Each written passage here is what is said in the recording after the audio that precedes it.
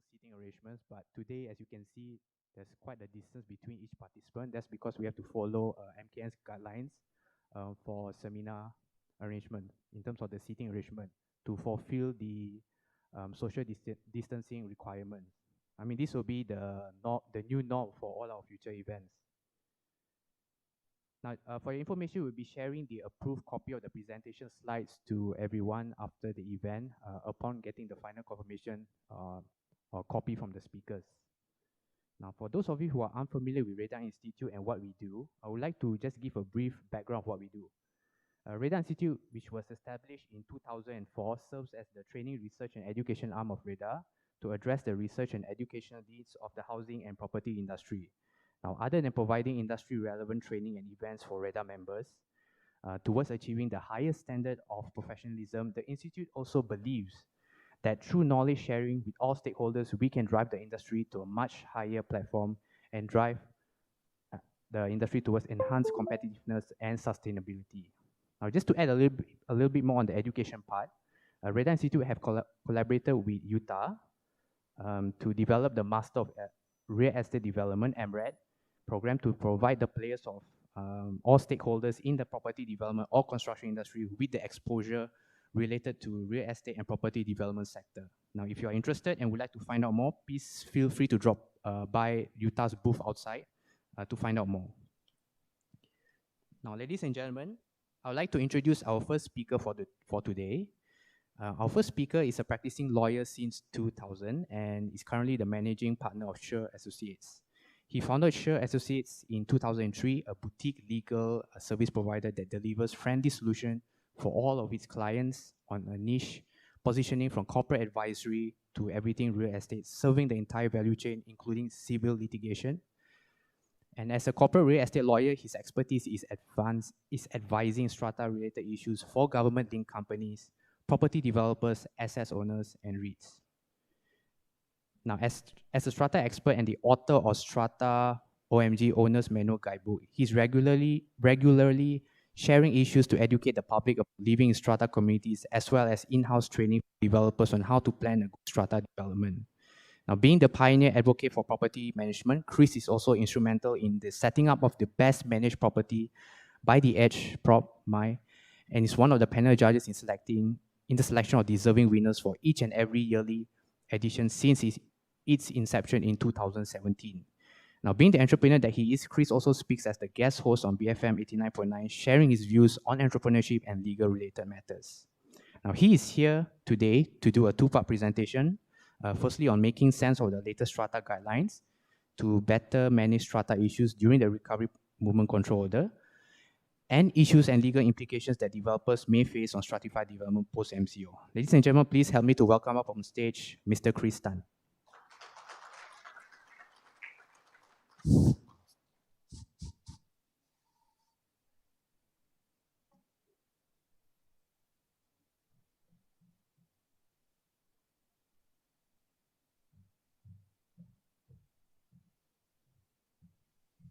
Okay. I think I need to move it down. You're taller than me, right? Thanks, Per, for having me. Good morning, everyone. First and foremost, I feel clean, right? Before I step up here, right? So don't worry. This is my second offline event during the MCO. It's still MCO, just in case you don't know, right? It's called the RMCO at the moment, right? Until 31st of August, and obviously after that, we will be Merdeka, right? Inshallah. Let's see how it goes. But anyway, today I have 1 hour with you, and just want to address this topic here. To me, is that I'm not going to go through the SOP in detail as to what you need to do and what you need not to do, because it's clear enough and easy enough for you to comprehend on your own, right? But I really want to drill down. At the end of the day, it's about really what is the legal basis, what's the thinking there, and what if you don't observe, right? And what if you in breach, what if you don't observe, and how does it help you, and how do you move forward, and what kind of guidance do you need, right, in relation to that? So I'm actually hoping to do a lot of more homework yesterday, if only they talk about COVID-19 bill in the parliament. But they didn't. So yesterday I slept quite well, right? So as a result, I'm going to give you my presentation today.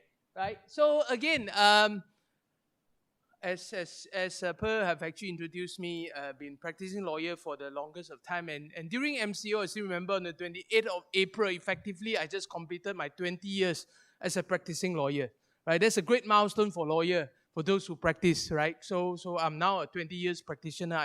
I know I don't look anything like it, but never mind, right? You can congratulate me afterwards. But anyway, now I would like to just say to you is that these are the two topics given to me. Number one is called making sense of the latest strata guideline to better manage strata issue during recovery movement control order, RMCO period, right? And we're supposed to also talk about issues and legal implications that developer may face on the stratified development post-MCO, right? So I'm highlighting to you is at 1 hour kind of thing, right? I'm going to break it down in two parts, and I'm going to do it whereby I do the second part first before we do the first part. You know why? Because it's always about property development first, only later we talk about property management, right? So let's do on that priority. So let's see, these are the two parts. So again, I mean, what it means is that, I mean, to shortcut the entire topic to you is very simple. So COVID-19, unprecedented, nobody faced it before, correct? And what happened is that, you know, what is the impact to housing developers? We are here in REDA, right? This is the institute for the REDA, whereby all the housing developers is gathering in the house and you're facing some challenges, obviously, right? From property development to property management. So part one, we talk about property development. Part two, we talk about property management, right? So let's see. So impact of MCO on housing developer, right? How many of you are housing developer here? Is there anyone who is not housing developer and sitting here? Nope, most of you are. Anyone who is not housing developer? Very good, right? Fine. So I'm highlighting to you is that now we want to know, obviously, because of the MCO, we all cannot actually operate. The construction has been stopped for some reason, and what for everything else is also being dragged. So the question is, what is the impact on housing developer? All right. So let's go into the question and just answer it and see how it makes sense. This thing called LAD. Question is, LAD for failure to deliver the vacant possession to the purchaser due to the MCO. How many of you face this issue? Okay, very good. Right, let's see. So under the Housing Development Control and Licensing Act, obviously we have the Schedule G, H, I, and J, which is the prescribed contract under the Housing Development Act. And obviously this is the time frame that you need to deliver your project, depending which schedule. You're talking about 24, 36, 24, 36, depends. So mainly 24 is non-strata, 36 is strata, the way we put at it. And the I and J is basically the build then sell, right? So highlight to you from the date of SPA. And again, Section 26.3 of the prescribed agreement, 27.3 of the H&J, in that sense, they provide that vacant possession is deemed to be delivered after the expiry of 30 days from the date of notice from developer requesting to take possession of the property. So the idea is this, right? There is no impact on the LAD per se if you are delivering the VP at this moment. You understand or not? Let's say during MCO on the 18th of March, correct? Right? That you need to deliver VP, correct? So I'm saying to you, all you need to do is send out that notice for them to take the VP. Once you get the notice out, 30 days from the notice is deemed delivered. Right? Says no way you cannot deliver vacant possession. They might be dispute and say, I cannot come to the premise and physically take over the whole thing, but the law have prescribed that there's a deemed notice provision and a deemed vacant possession. So there's no way that you can say, I fail to deliver vacant possession. That's by operation of the law. By looking at the contract itself, there's a deemed vacant possession. So let's say you're due to deliver vacant possession, correct? Your 36 month, your 24 month is up and you're ready to give, right? All you need to do is make sure that you issue the notice and in 30 days, right, it is deemed vacant possession. Right? When deemed vacant possession, it means, if you talk about strata property, deemed vacant possession means that after that, that's where you start to collect the service charge and sinking fund and everything else, right? And you have to perform, obviously, as a developer during the developer management period as the property manager, correct? So you have to understand that's the operation of the law. Here, I know there are more problems that you might want to ask us question during the panel session later, but all I want to highlight to you is that this is the legal position, right? As far as this period of time, if you really need to deliver vacant possession, I don't see it as a challenge legally. I don't see it as a challenge legally. Yes, there will be complaint from your buyer to say, I didn't come and take it, right? By operation of the law, the vacant possession is delivered, right? So the next question, naturally, they said, what about impact of MCO on defect liability period? Defect liability period, right? So my question to you, if you can deliver vacant possession because of the deemed notice provision under the Act, remember? So your defect liability period start or not? Start. Start after 30 days. Yes, of the notice. Start after 30 days from the notice. So it's 24 months of defect liability period, right? So whenever it is, you calculate from there 24 months, right? Simple. And let me just highlight to you again, where do I get that from? It's very important, right? Defect liability period is a period of 2 years after the developer is obliged and liable to rectify defects that appear in the property, in a common property as stipulated in G, H, I, and J. All right, again, it's governed under the respective section. You can see there, purchaser can proceed to claim even with MCO period. It's also made without basis. What I'm trying to highlight here is this. I'm saying to you, a lot of people, there's two types. When just now we talked about when DLP commence, right? When the vacant possession is issued to them, correct? And it's deemed vacant possession, from that day onward, it commences, correct? 24 months. Agreed? Yes? Now the next question is this. What if defect liability period now, right, include the MCO period? So my question to you, does it mean that because of MCO, defect liability period is suspended? All right? Who say yes? Who say yes? Who say no? Put up your hand if you say no. You are a developer. You should say no, right? No, I'm highlighting to you is that very simple. A lot of purchasers actually make this claim to me. I mean, I'm also answering a lot of questions on BFM property show, and some of the questions actually come like this. He said, hey, my defect liability period is expiring on 30th of April, which is still MCO. Yes?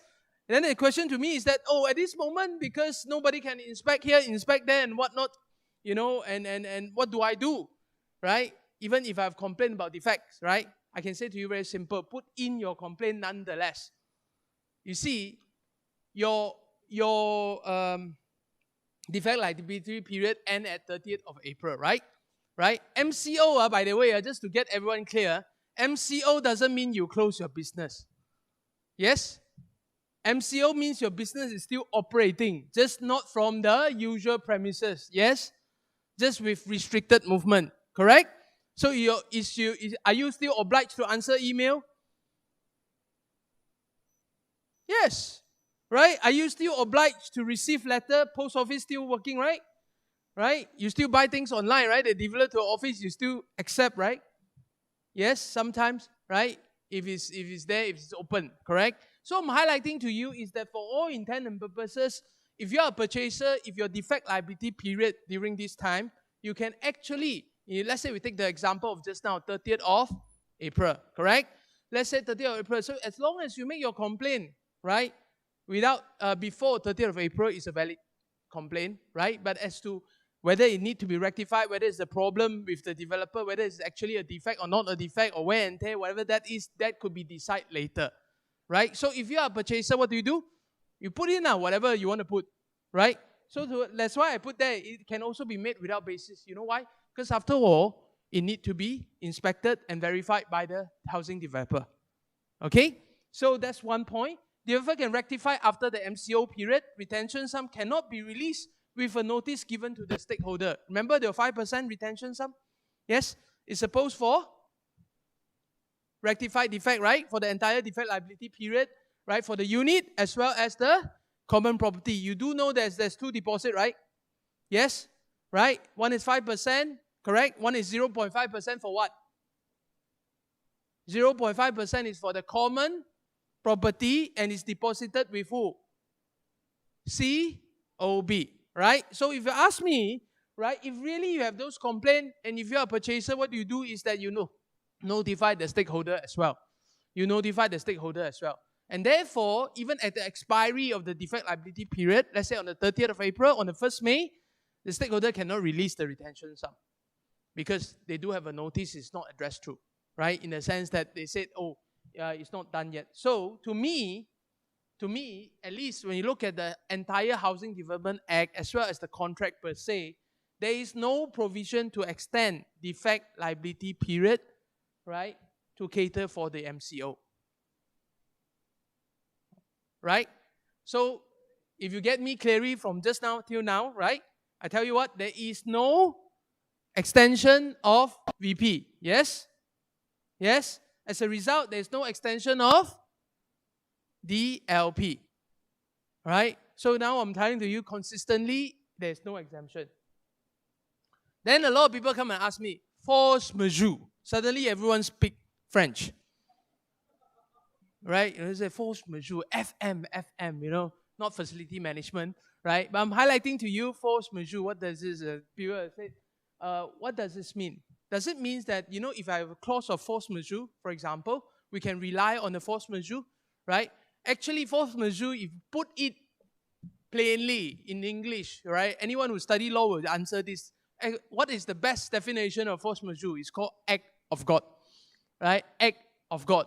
So is COVID-19 act of God? I don't know, right? But I'm highlighting to you, right? I didn't ask him, he didn't answer me. But anyway, right? COVID-19, for example, in that sense, is called an intervening event, yes? That actually disrupt our normal life, correct? We are now in the new normal. That's why you can sit so comfortably aside from each other, right? You feel very exclusive, isn't it? Right? But I'm highlighting to you, force majeure, I must highlight to you what does it mean, right? So that means that we provide in the agreement whereby there are scenarios that stop the performance of the agreement. Is that okay? Normally, a force majeure clause will be like, earthquake lah, tsunami lah, that kind of thing, and strike lah, and you have government not functioning lah, or somebody, that kind of clause, and it's all right in a very different manner. So force majeure is actually a contractual obligation and relief that has been agreed by the party if a frustrating event occurs to impede performance of the contract. Key point there is a contractual obligation.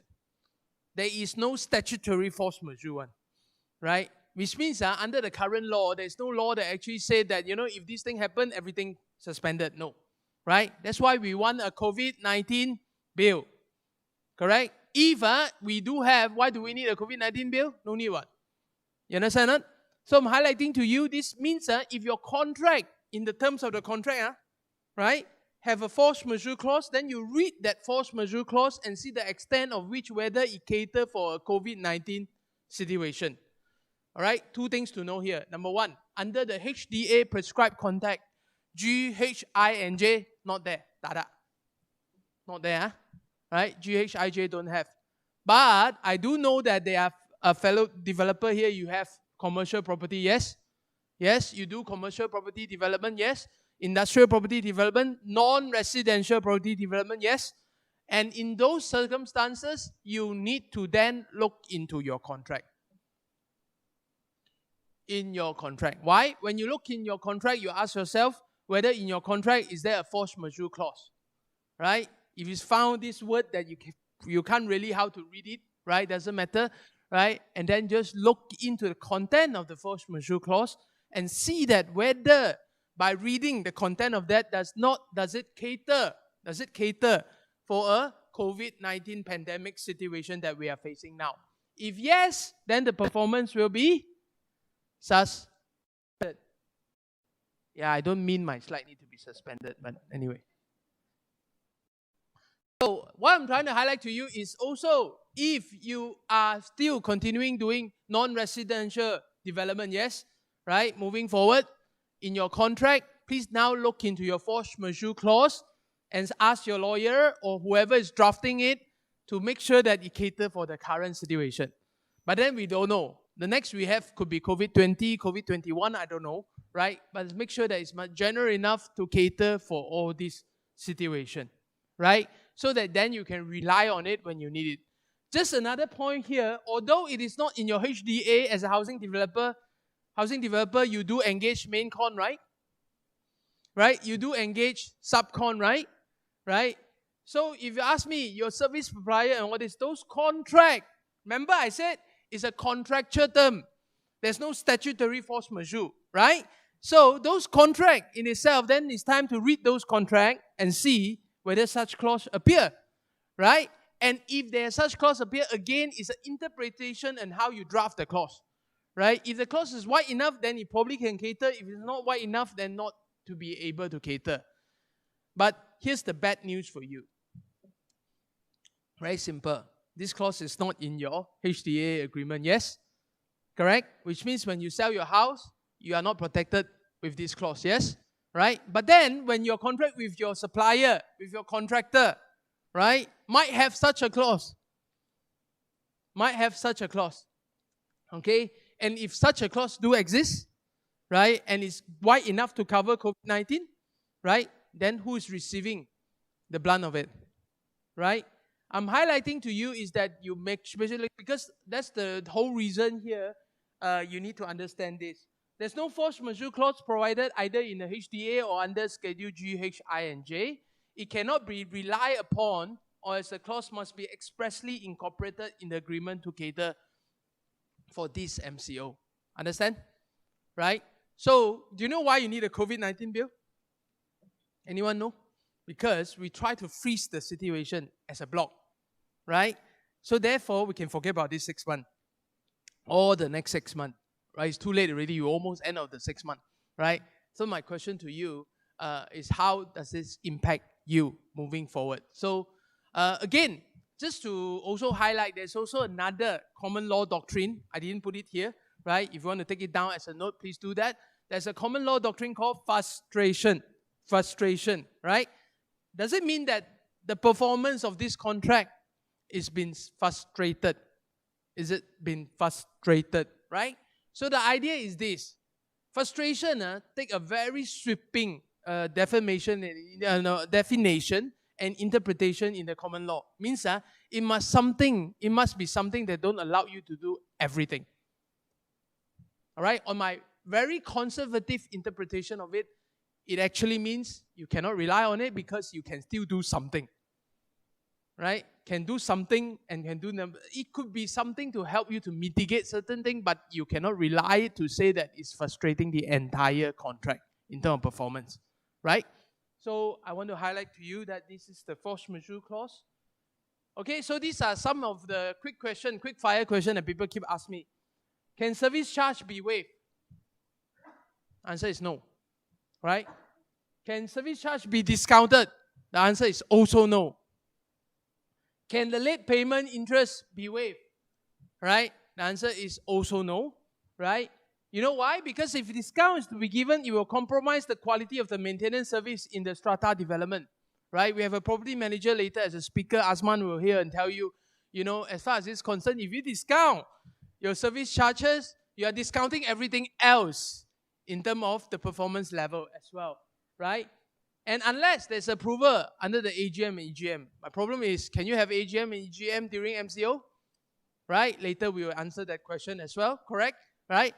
And then, Section 12.5, Section 25.5, Section 22.4 of the Strata Management Act, all right, again, any outstanding sum after expiry of 14 days notice from developer, JMB or MC shall be subject to late payment interest, right? Again, can you waive?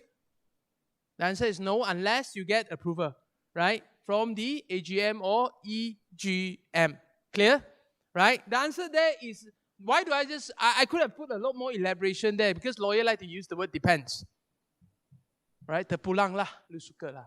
Right? But I'm highlighting to you, no, I'm just trying to highlight to you is that the strict answer is really no. Because there's a lot of hero, right? In the committee member, they say, oh, everyone is trying to be very understanding of each other. But do you know that you as a committee member do have personal liability under the Act, which I would not encourage you to do, right? Yes, you could be a hero. Hero at what price, right? So that's why we need to understand this. Okay, now this is one of the key things that we need to answer today. The question is that, A, during the MCO period from the 18th of March, right, to wherever we start CMCO, wherever we start RMCO, remember? Right? What about there are regular building inspection that need to be done? Regular maintenance that need to be done. But then the contractor can't come, right? Because of MCO, movement control. They can't perform their work, yes? Right? Because of movement control. So the question is, what happened to this? Can you postpone? Can you postpone? You understand that? For example, there could be a lift inspection, correct? For your common property, lift inspection for your common property is supposed to be done on the 1st of April, right? And of course, 1st of April, nobody can give you any service. So what do you do? What do you do, right? So here's my answer. It is the duty of the management entity. So the management entity across three, developer, JMB, and MC. Management entity, we talk about the common property here, about the regular inspection. To utilize the money in the maintenance account to meet the actual and expected expenditure necessary with respect to the proper maintenance of the strata development. In short, what it means is, if last year AGM approved a budget for this year, and if it's an item there, you have to do. Simple? Correct? If it's an item there, you have to do. Correct? Lift inspection. Is this part of the item? Yes. Right? So then you have to do. Right? So the duty cannot be waived or postponed due to the MCO. Right? So what I'm highlighting to you, the management entity shall do what it can to get the regular maintenance and inspection done and manage the risk accordingly. Right? So I'm saying to you is that whoever, if you are the developer managing it, if you are the JMB managing it, by the way, JMB doesn't involve developer. Yes, you're still involved, right? Don't think that it is nothing to do with you, right? And another one is called the MC, right? So when you are supposed to do it, then you will need to do it. So this is what I give as an example. There are a lot of people say, but Chris, nobody can come and service. What do I do? I'm just saying to you, yes, nobody can come and service, but you must illustrate that you have actually done it. You have tried all your best, right? What I'm trying to have some example here of what the management entity can do. Liaise with the party in charge of the inspection and maintenance to ensure that things are well coordinated. In that sense, we say that, for example, 1st April is for lift inspection, right? So what do? Right? Before that, you must communicate with your lift inspector and say that please come on this day and do that. And then let them come back and say because of MCO, I can't come. Let them say that. Make sure it's recorded. Yes?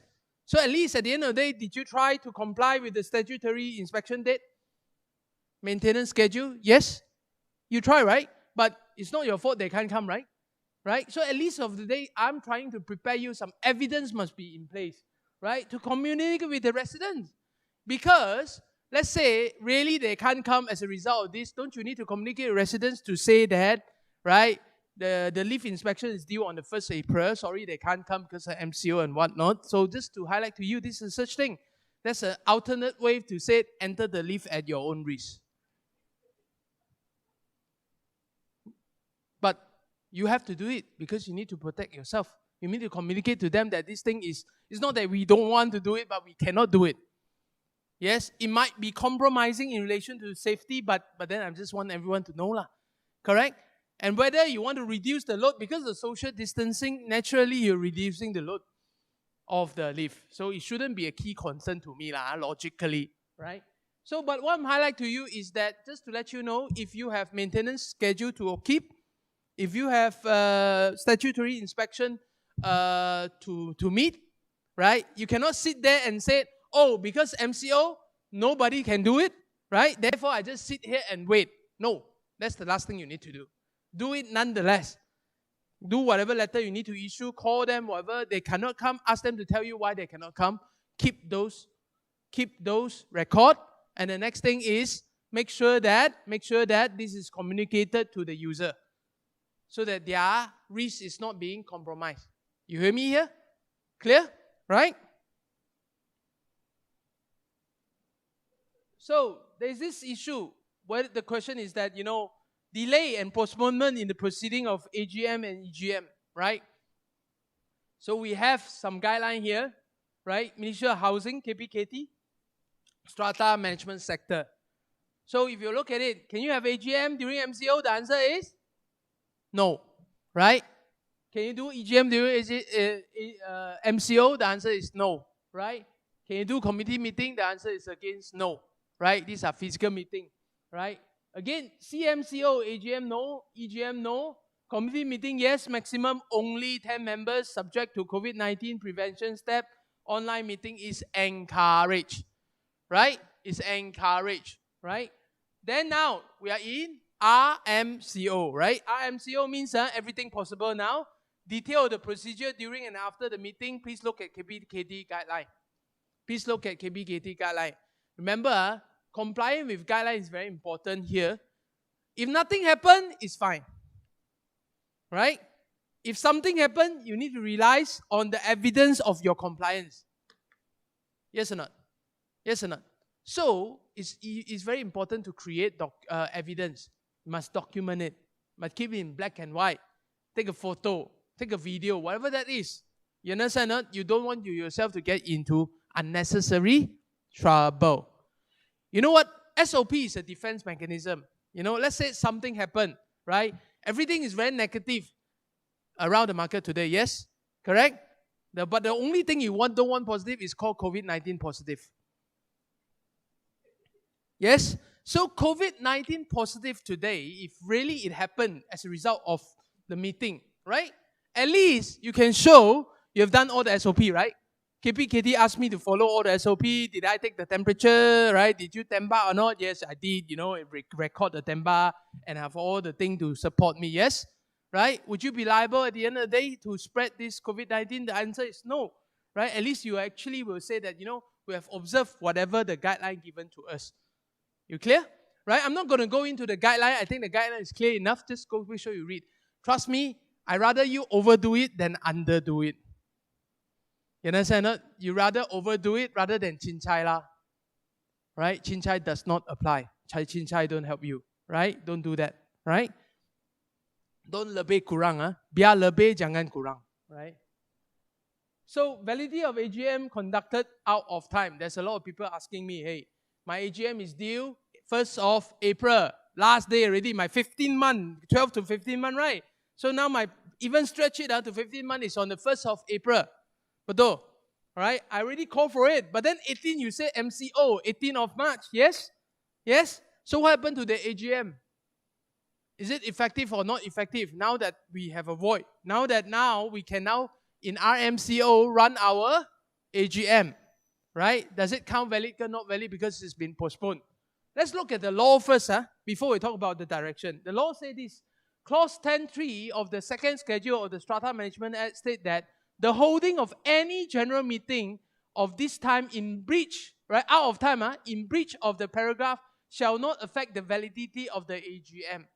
So in short, if you run an AGM right now, it is still valid.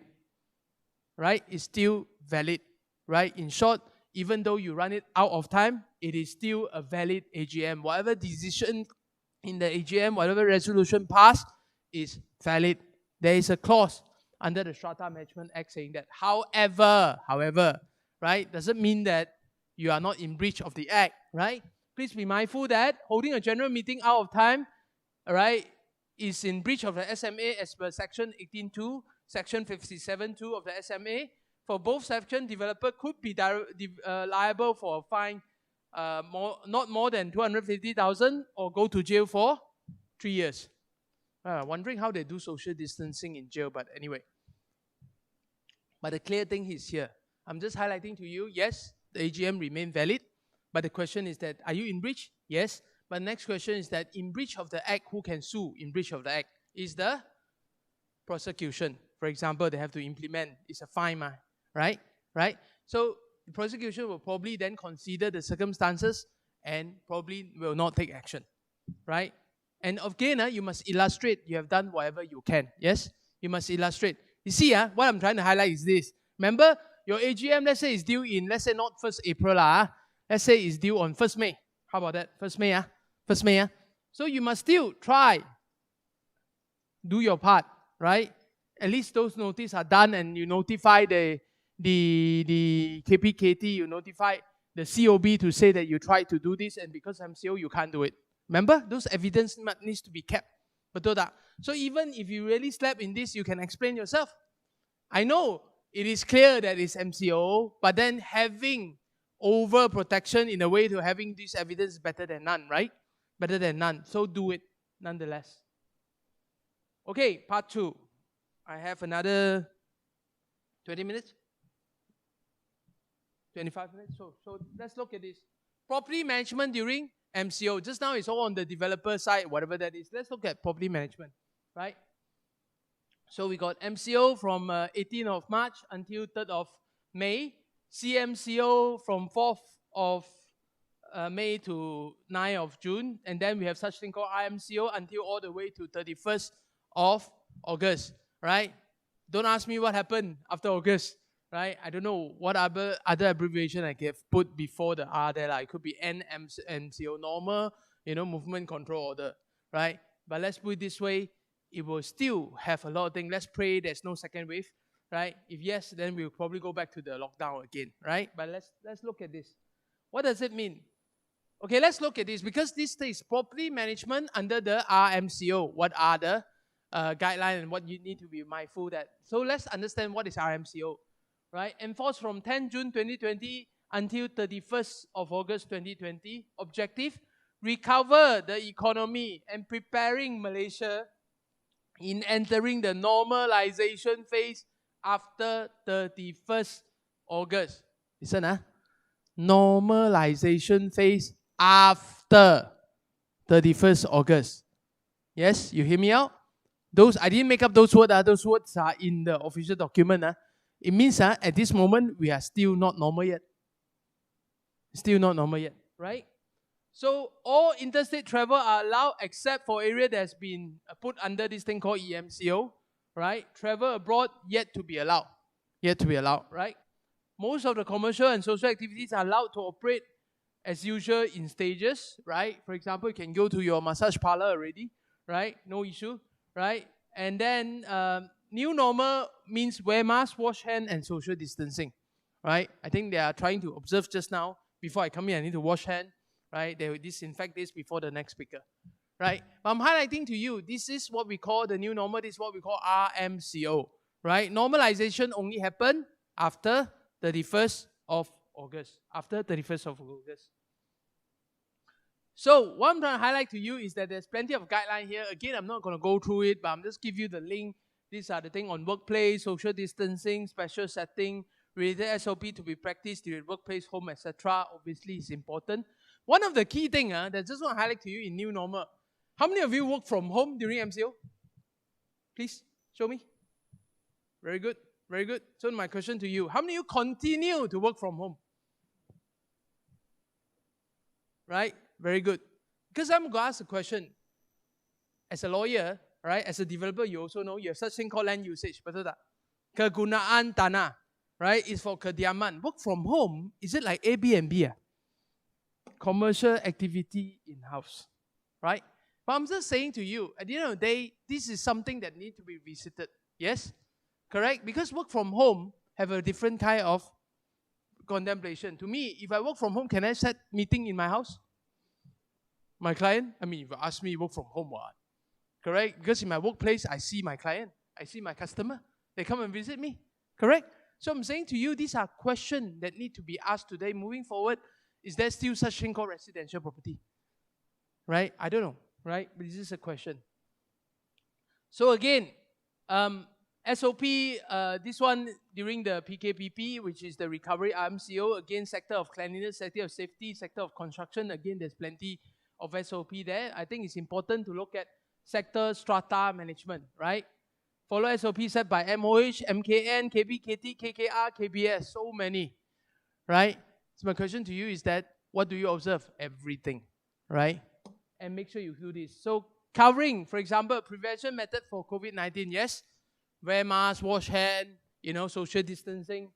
Operation of JMB and MC, how do you operate now? For example, AGM, how do you run it? Management on courier service, post and delivery. This is an issue, yes or not? Right? During this period, unprecedented delivery. You either see the purple or the green one. Oh no, sorry, pink and the green one, right? Right? So both of them are coming all the time. Right? So I'm saying to you, what do you do? right? Repair and management, maintenance, moving in and out. There are people actually change place to rent and move house during this period, yes or not? Right? You know that there are tenants supposed to move out, they cannot move out. Correct? So what do you do? That's so the impact to the landlord and tenant relationship as well as the property management practices, right? And also management of short-term rental accommodation, management of visitor, is that different? Service provider, management of contractors, management of residents and common properties. Management of common property, yes? Yes? Though nobody swim, do you need to maintain your swimming pool? Yes or not? Yes, right?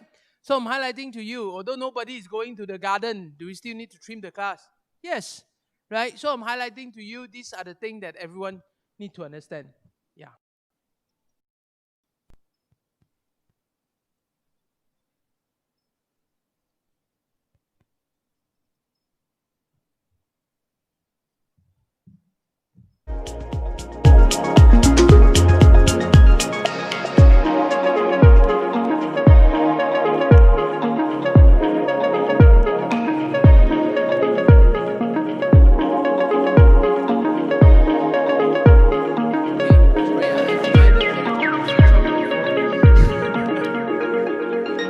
I'm guilty. Can we just go back to the slide? Wait.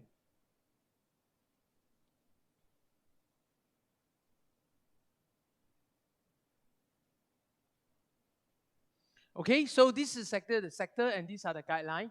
Right, now I want to highlight to you, the question is this. What if you don't follow the SOP? Want to know? What if you don't follow the SOP? Want to know? Effectively, the new Prevention and Control Infection Disease Act, right? The order, by the way, said that the violator will be subject to maximum fine of 1,000 or 6 months imprisonment or both. Right, that's what you've been reading. Yes.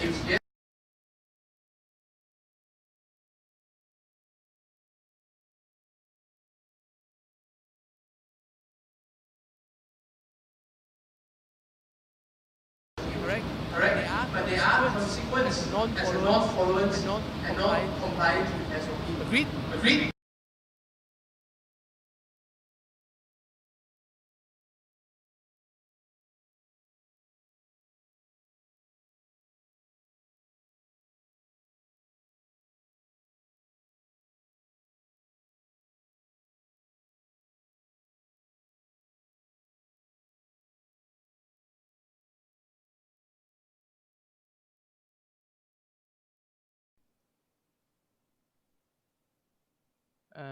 Can we move this one?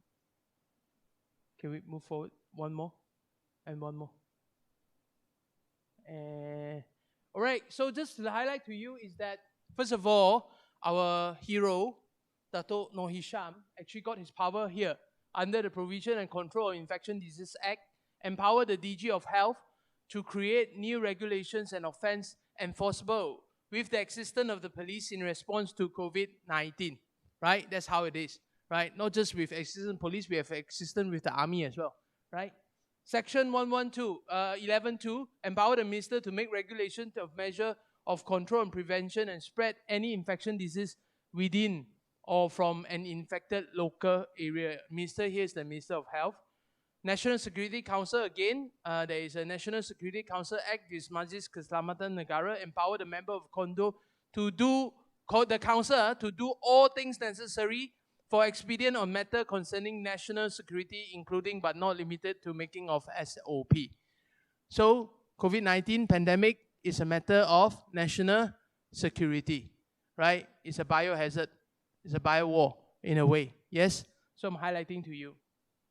It's a source of power. So again, you can read all this news, right? Not a criminal offense, right? And then there are some link for you to go at some of the database, how many people arrest due to the violation, restaurant found not to be violation, again, 1,000 fine under the Act, right?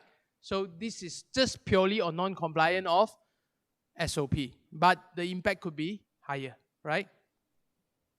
So impact of SOPs on the industry, right? More costs incurred by developer, JMB, MC in insurance compliance, yes or not? Correct? More pen, more paper, more record, more space to keep those records, yes? Right? I'm highlighting to you, right? Progress of work being delayed due to the foreign worker testing. Yes?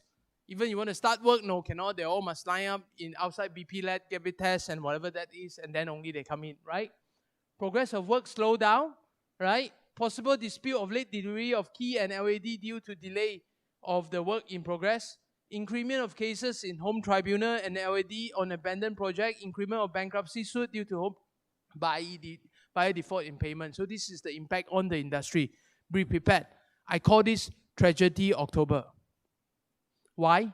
Because the moratorium ends 30th of September, right? So what happened is that there will be a key concern. Just now we were talking about it. Dato Charlie have the same view as me to say that, Q4 this year is the crunch time. Unless the moratorium being expanded. But even, just to let you know, with the moratorium expanded, there's no point if there's no reciprocal action on the other side. Right? What do you do at the meantime? Correct? So people save the money from installment, put it in the stock market. Very good. Right? Anything that say rubber or buy. You understand that? Right? So I'm highlighting to you. So again, are we expecting a Malaysian new COVID-19 law in action? Finance Minister Dato' Tengku Zafro Abdul Aziz, he said we'll soon introduce COVID-19 bill. I don't know the soon means when. It should be here right now, right? Because Parliament has been in session. The bill will be similar to what has been implemented and announced in countries like New Zealand and Singapore, right? A lot of people said, hey, how come Singapore can pass it in 1 week? And we can't even pass it. Well, at least Singapore got a government. Sorry. All right, let's start. So again, review upcoming 19 bill in Malaysian Parliament. That's important. Malaysian equal law similar to Singapore, New Zealand. Again, begin session. COVID-19 bill expect to be tabled. COVID-19 make legal and business sense. All right, like I said, we don't know the content yet. They've run around, they even asked Reda for their comment and whatnot. Whether they'll take in the consideration, I don't know. I don't know, right? The good news is at least you got back the same minister, right? Who have always known what you are facing, correct? And you don't have a new minister, right? In that sense, I think that will be quite comforting. But again, we don't know what's going to come out. Meanwhile, in Singapore, they already have this thing called the COVID-19 Temporary Measure Act 2020 to seeking equity and justice versus contractual right. In that sense, for the balance, temporary relief for business and individual who fail to perform contractual obligation due to COVID-19.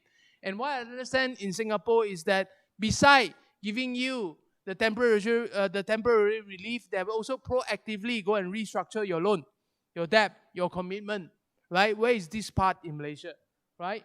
COVID-19 Temporary Measure Amendment Bill 2020 is tabled on the 6th of June 2020. Obviously, didn't get through yet, I think, because of the election just recently concluded, right? Rental relief framework for SME, enhanced relief, kept the late payment interest, and relief for certain party affected by the breaches and delay in construction and supply contract as a result of COVID-19, right? But I'm highlighting to you, giving relief to contractor is not good for you.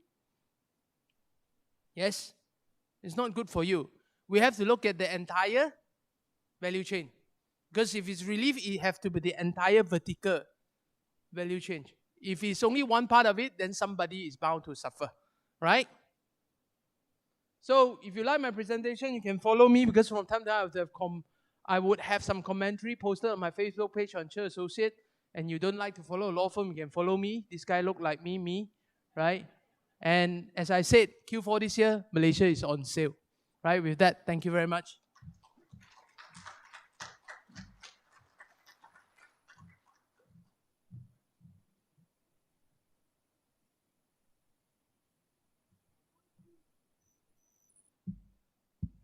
All right, thank you very much, Chris, for the informative presentation. Since we are slightly ahead of time, we will take our morning break now, and then we will proceed with the next session. I know some of you have questions, but maybe we will save it for the Q&A panel discussion later on. With that, you may now head outside to actually get your morning refreshments. Thank you.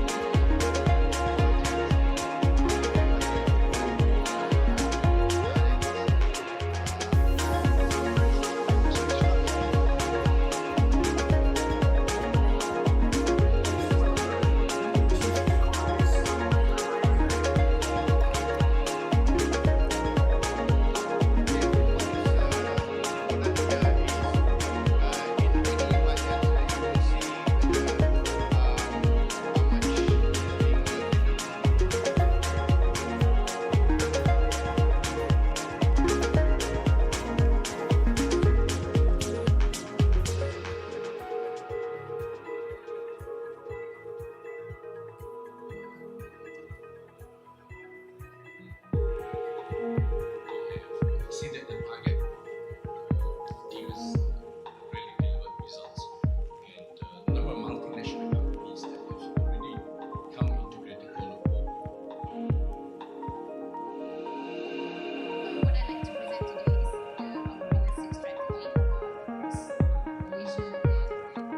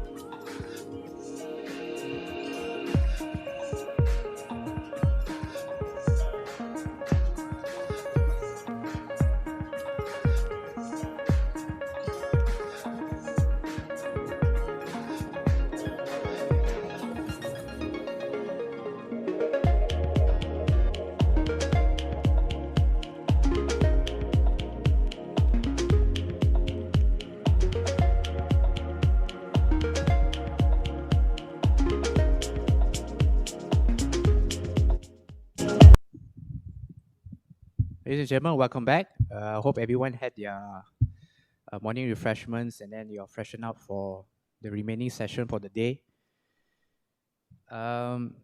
If you focus on the screen, basically what you see is a Slido.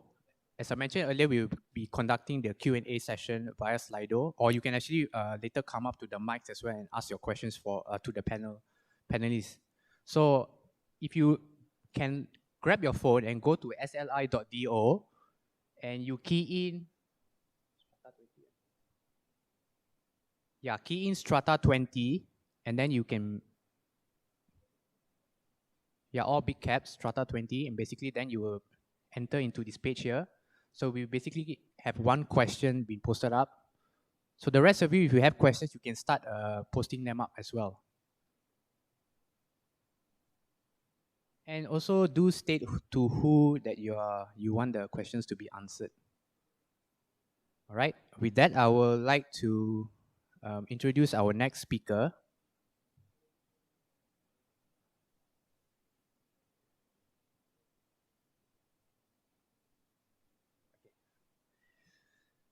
All right, I will briefly introduce our next speaker.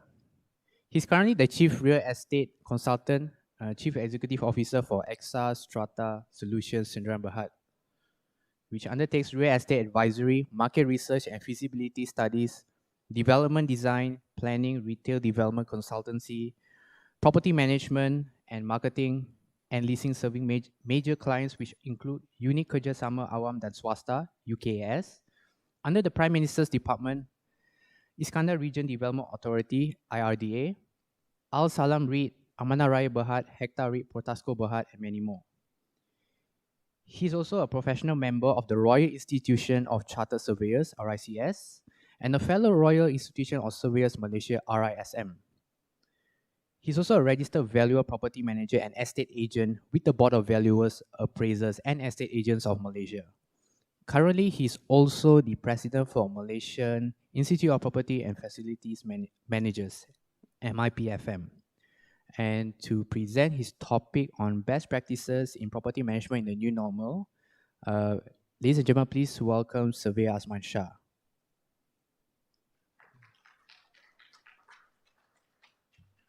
So I think he just went out for a while. Just wait for him.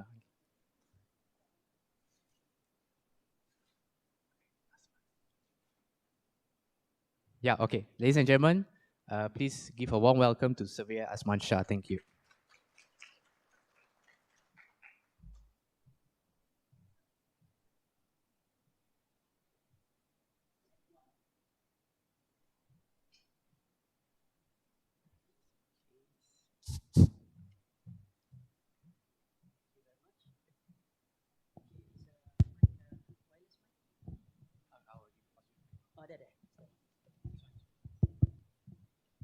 Thank you very much.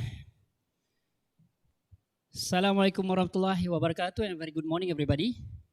How are you feeling today? Are you feeling positive or negative? So basically, I suppose that's one of the keywords nowadays that we have to start practicing.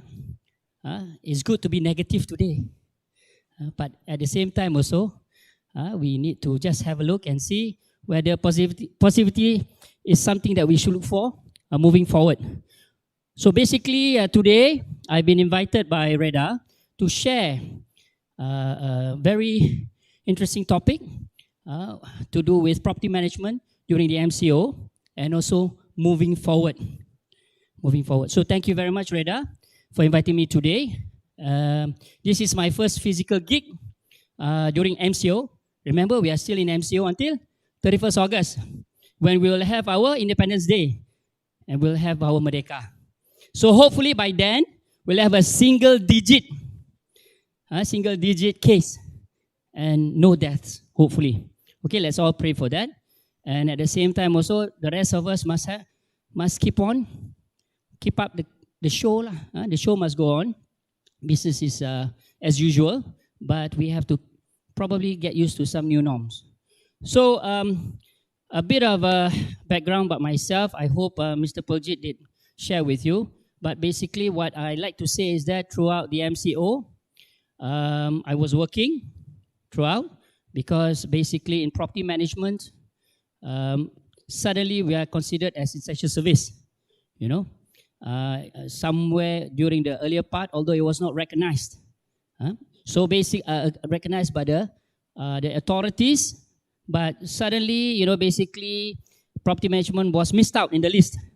But anyhow, we are quite grateful that suddenly the Ministry of Housing and Local Government saw the need, and they actually gave special pass to the property managers to operate. Okay. Well, I'll share a bit more about that also later on.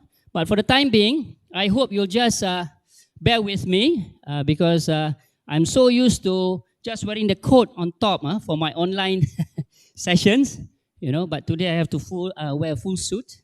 So the feeling is different, Okay, all right. Now let's move along. Well, ladies and gentlemen, I think everybody is quite familiar with the pandemic, COVID-19.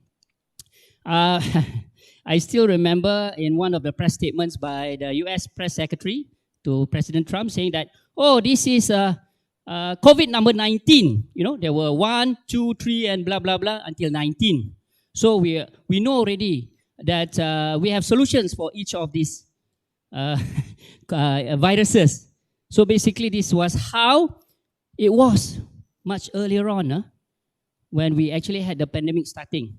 Now, clearly, we did not learn from the previous experience. If you look carefully, we had the SARS before, and we have also the MERS before. If you look carefully, it's like 7 to 8 years difference. Sorry, this one is about 10 years. But we also have in between the H1N1. Okay, there's a lot. The Nipah virus was also there. So basically, a lot of people took it very lightly. It's just another virus. And I remember in the morning when I switch on to watch CNN at 7 a.m., Trump will be just, in America, they just sweep aside. It's just a passing virus at the time. But little did we know, now, you know how many people have died? 565,000 worldwide at the moment. Okay, in US alone, it's 135,000. Luckily, Malaysia is still, 3-figure, below 200. Thank God. But the challenge is there. The challenge is there for us to keep the fingers down, flatten the curve. So I just hope that basically now, a lot of people will not take it too lightly. We must be in state of preparedness because it was not that situation before. So if you look carefully, in Malaysia, we all realized on the 25th of January, when this virus was actually hitting the headlines, and then it picked up from there on. Okay, now let's look at what happened during the stages of outbreak. As you can see, it progressed from green, yellow, orange, and red. Normally, when you see the red zone, we already panic. Wow. And there were a lot of issues with some of our property managers. Why? Because basically some of their buildings were hit by 1 or 2 cases, and suddenly they don't know what to do. So I did my own investigation to ask them, what was your first reaction?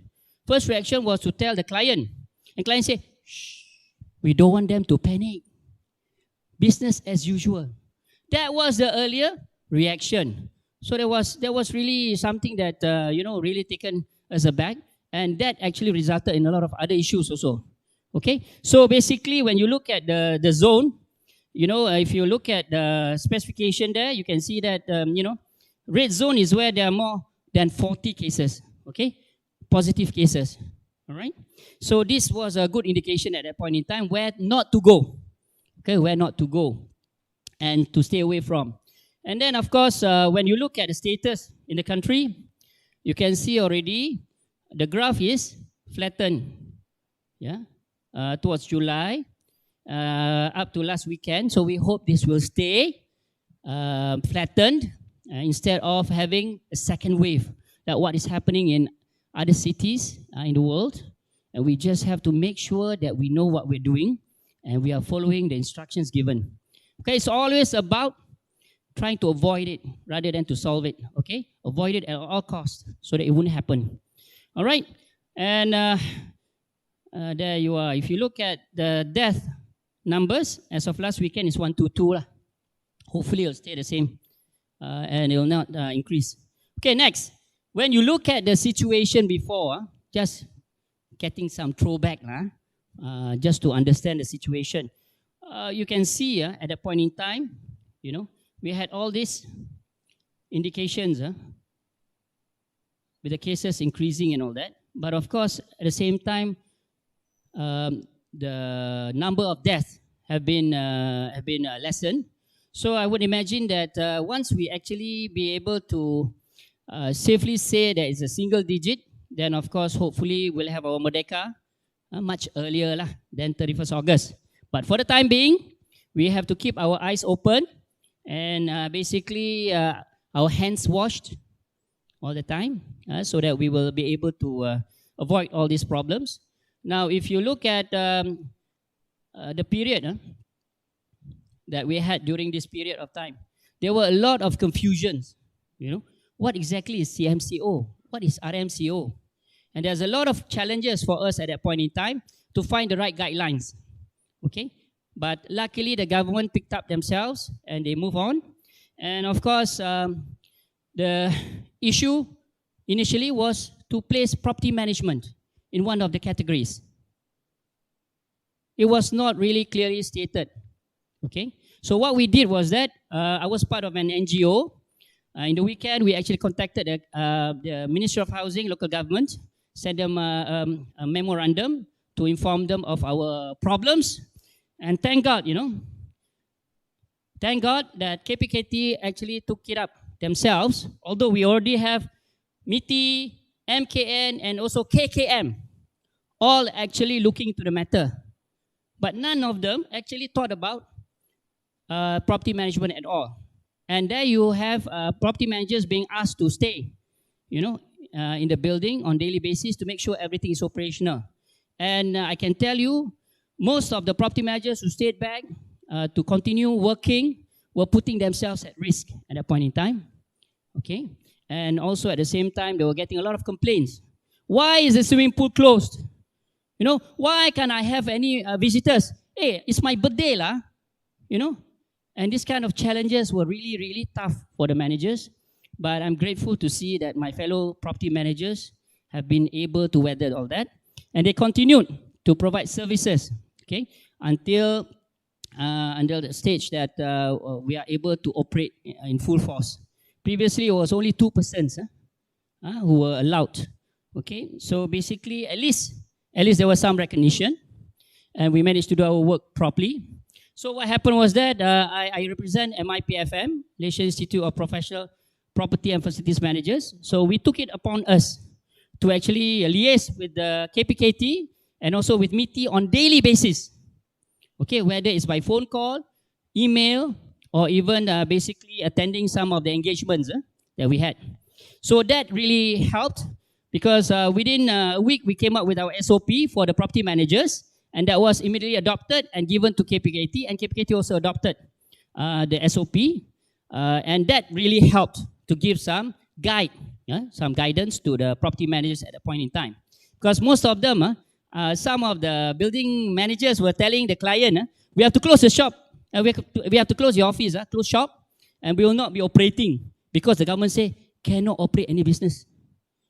But with the guidelines, suddenly everybody had to come back to work within 3 days. Okay, and that was good because the residents' interest, they were all not working, they were all staying at home. We had to make sure that all the services were working. At the same time, no disruption because there are a lot of issues with the lift and also power supply, water supply, and other issues in enforcing the SOP.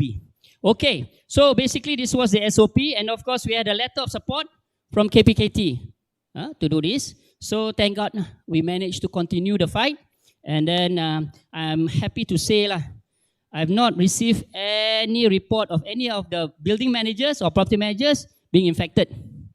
Thank God touch wood.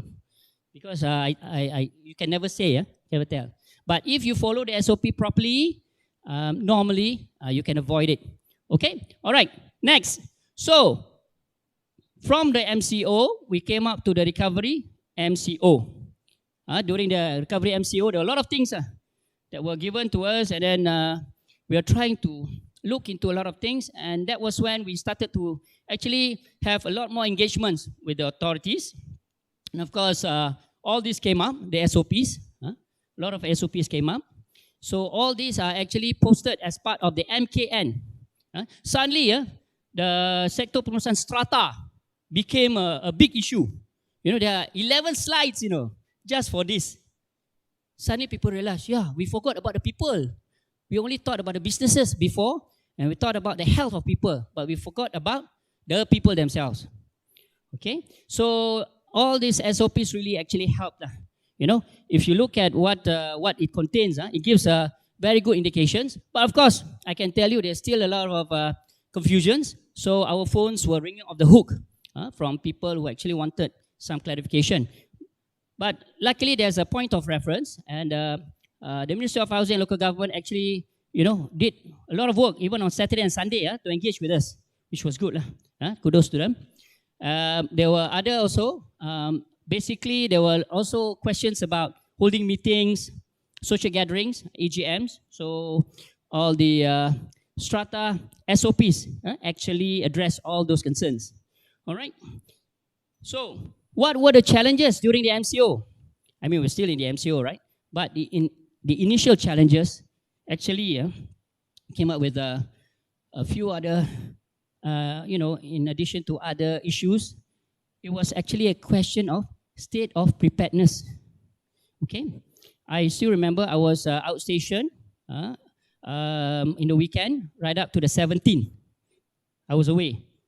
Suddenly, coming back in the evening, we were told that 18 will be locked down, starting from 18. And it was going to be indefinitely. So we're not supposed to be, not supposed to be sure when, in actual fact, we'll come back to normalization. And during that time, a lot of people did not have any guidelines for crisis management. They had no crisis management skills. Even their teams were poorly trained to handle this. That's why I was saying some of the building managers actually just told the client to close down. Will not be operating the office until further notice. So sorry, we're going home. But in actual fact, all this could have been, avoided if we had the guidelines coming in much earlier. So we must learn from this. Okay. After that, of course, suddenly there are strict SOPs coming in. Wow, so much to do. Wow, I tell you, during the day, you cannot touch anything.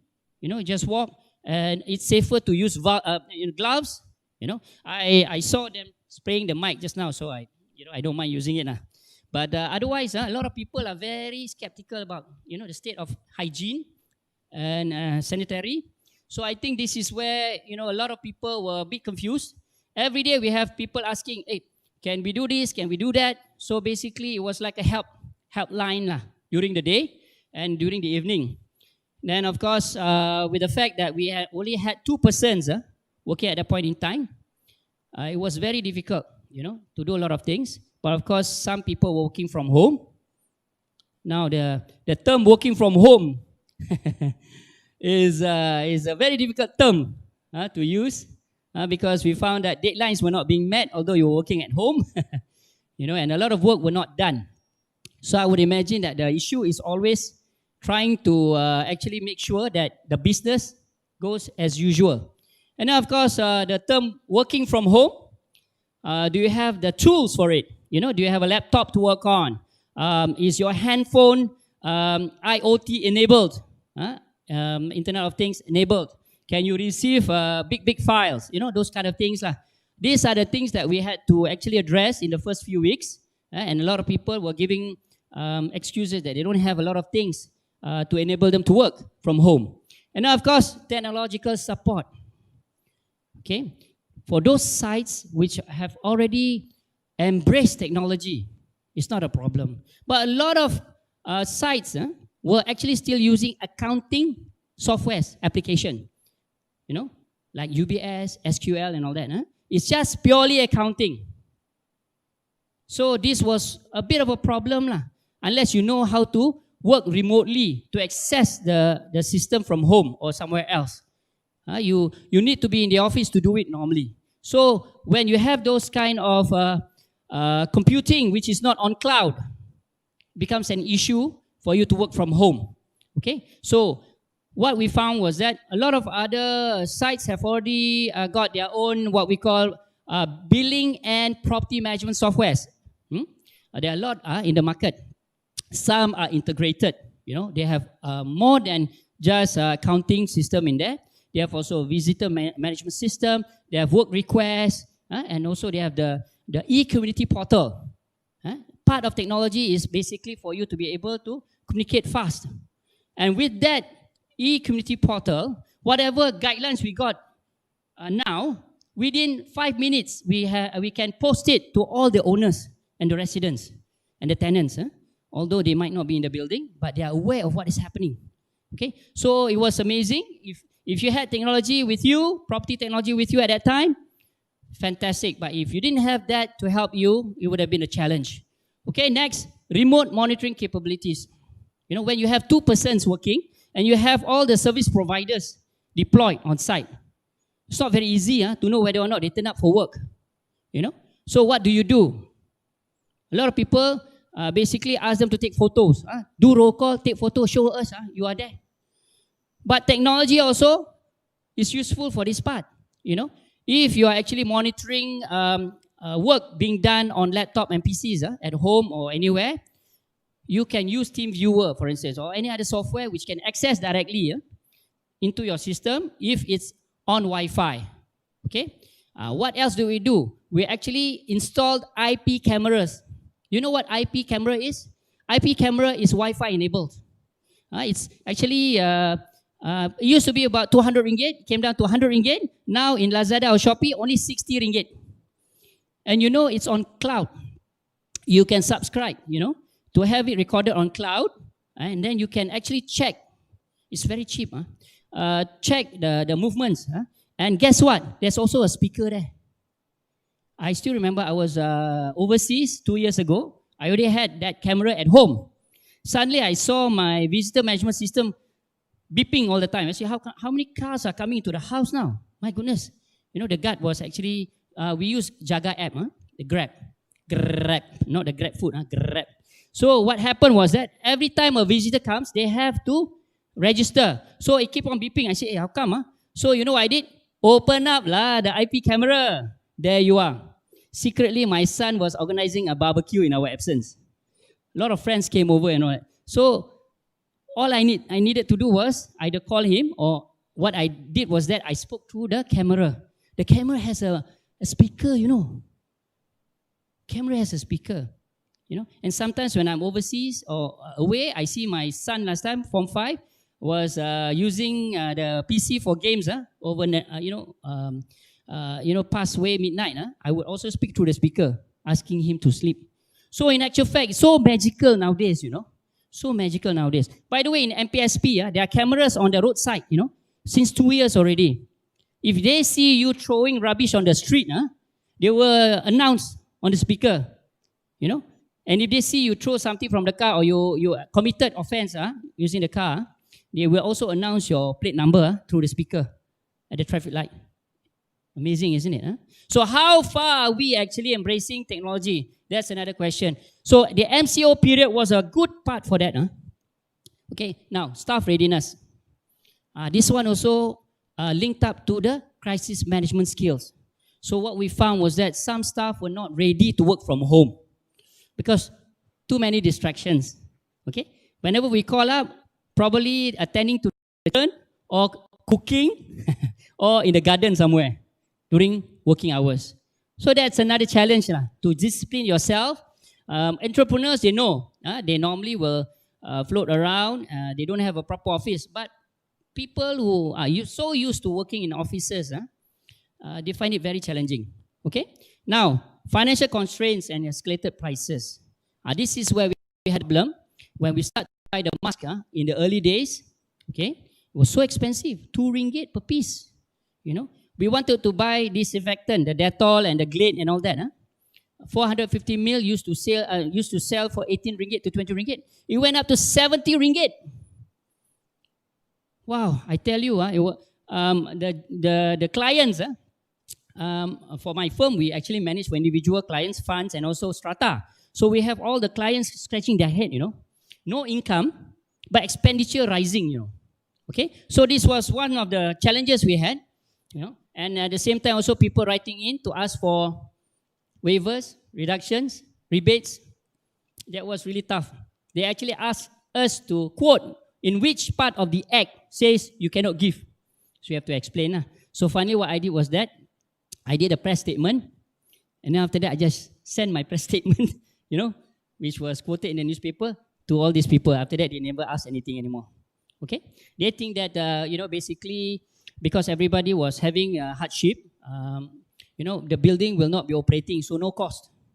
But in actual fact, the cost has increased, in fact. Okay, apart from that, what else? Reluctance of service providers to work. A lot of them are saying, we will not work unless you buy us PPE. This is another keyword. A lot of people have to start to learn. What is PPE? It's always been in the contracts. PPE means personal protection equipment. It's always been in a contract. And most contracts actually said, if the authorities require you to wear PPE or procure equipment because of a certain incident, it will be your cost. But a lot of the service providers say, no, this one new. The client must pay. So in actual fact, at that time, the thermometers, the infrared thermometers, normally they are selling at the most also 45 ringgit. It went up to 300, 350 ringgit each, We were running malls, Each malls needed 12. But then after that, we realized that, hey, why are you ordering 12? I don't know, security was asking. And then suddenly we realized, you need to only dedicate one entrance at a time when you start to reopen last time, So basically, a lot of miscommunication, and a lot of wastage also. So I tell you, it's a real nightmare for property managers. Okay. Then of course, difficulty in getting spare parts. So we had a lot of reports. Lifts are unable to be repaired because the spare parts are not forthcoming from China. And then some of the supplies, the shops are closed. So we had to speak to the Minister of Housing. Minister of Housing suddenly came up with an instruction asking MKN to allow all the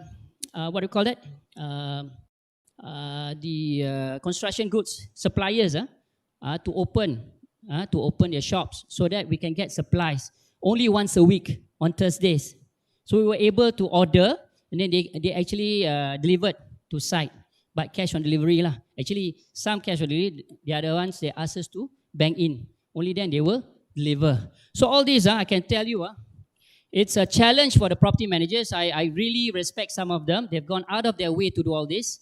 But of course, at the end of the day, we just hope that everybody survives throughout. Okay? No. So let's have a look at what were the best practices that we've noticed during the MCO. SLPs are coming out every day. So we always have to watch. We have a special group with the with KPKT, whereby anything that comes out from KPKT, even before it's released, we get first, so that we can study and make comments. And after that, at 2 p.m., you would have arrived at maybe the police station or MKN or whoever it is. Then we know exactly, that it's enforceable already. All right. So there was a need for daily update. As you know, as you can see, SOPs, they evolve from time to time. So you need to make sure you know the latest. And then of course, operational costs, you got to be careful. You got to know what's in the contracts. You need to read the contract at a time, and to make sure that you are not taken for a ride by the contractors lah. Sometimes they say you have to pay extra because this is MCO period. We cannot come to do work unless there's enticement lah. So you got to be careful also, all right, at that time. And then constantly updating the residents. Those who are actually having the technological support, they were doing it quite well. They were posting on daily basis. It's not only on the SOP, it's also on the repairs of the if there's any breakdown, any repairs, any water cut, and also any other issues. I think at that time fogging was also still being done, and pest control. So all these had to be communicated so that they know who's moving out and about in the compound. And of course, any SOPs, new SOPs, they also need to communicate that. Now, the tools. I already shared with you just now, the tools. So these are very important things. For instance, how do you know that the service providers have come to work? So what we did was that we made sure everybody actually entered into the biometric system. So every day when they come, they were biometric first. You know, when they take photos, you cannot even see. You know, the Nepalis can be all the same faces. The Indonesians, cleaners also can be all the same faces. But when they're biometric, you know who's not there. Only then we can know whether or not they have the right head count as promised. So these are the monitoring that we had to do. Photos, of course, off and on, the person on duty will be going through. But the best source of information is actually from the residents. You know, they say, I cannot see the cleaner at all today. Then immediately we'll act on that. Okay, so it's very important. You have the WhatsApp group also helping out. Okay, and then of course, the SOPs, when they come in sometimes, it's like something which you have to decipher. You know, there are a lot of things in between. And of course, when you actually try to enforce them, you need to understand the spirit first. Why I cannot do like that? Like for instance, the families were complaining, why we are paying the maintenance charges, why can't we use the swimming pool?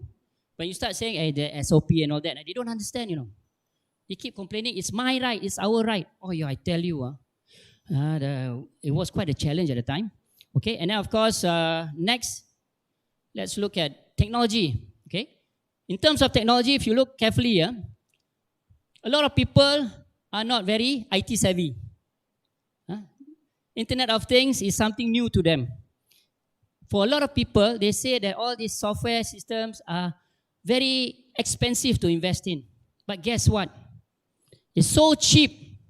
It's so cheap that it saves a lot of time and effort and less head count if you have it. So this is one of the things that we have to understand. Unless you train your people, even if you have top-notch equipment and you don't have people who really know how to operate, it's also useless. So be careful. You need to promote and encourage them to use it. We need to use also the property technology equipment throughout the MCO. I did mention to you there are several options of what we call property billing and property management softwares. A lot of them are integrated also with what?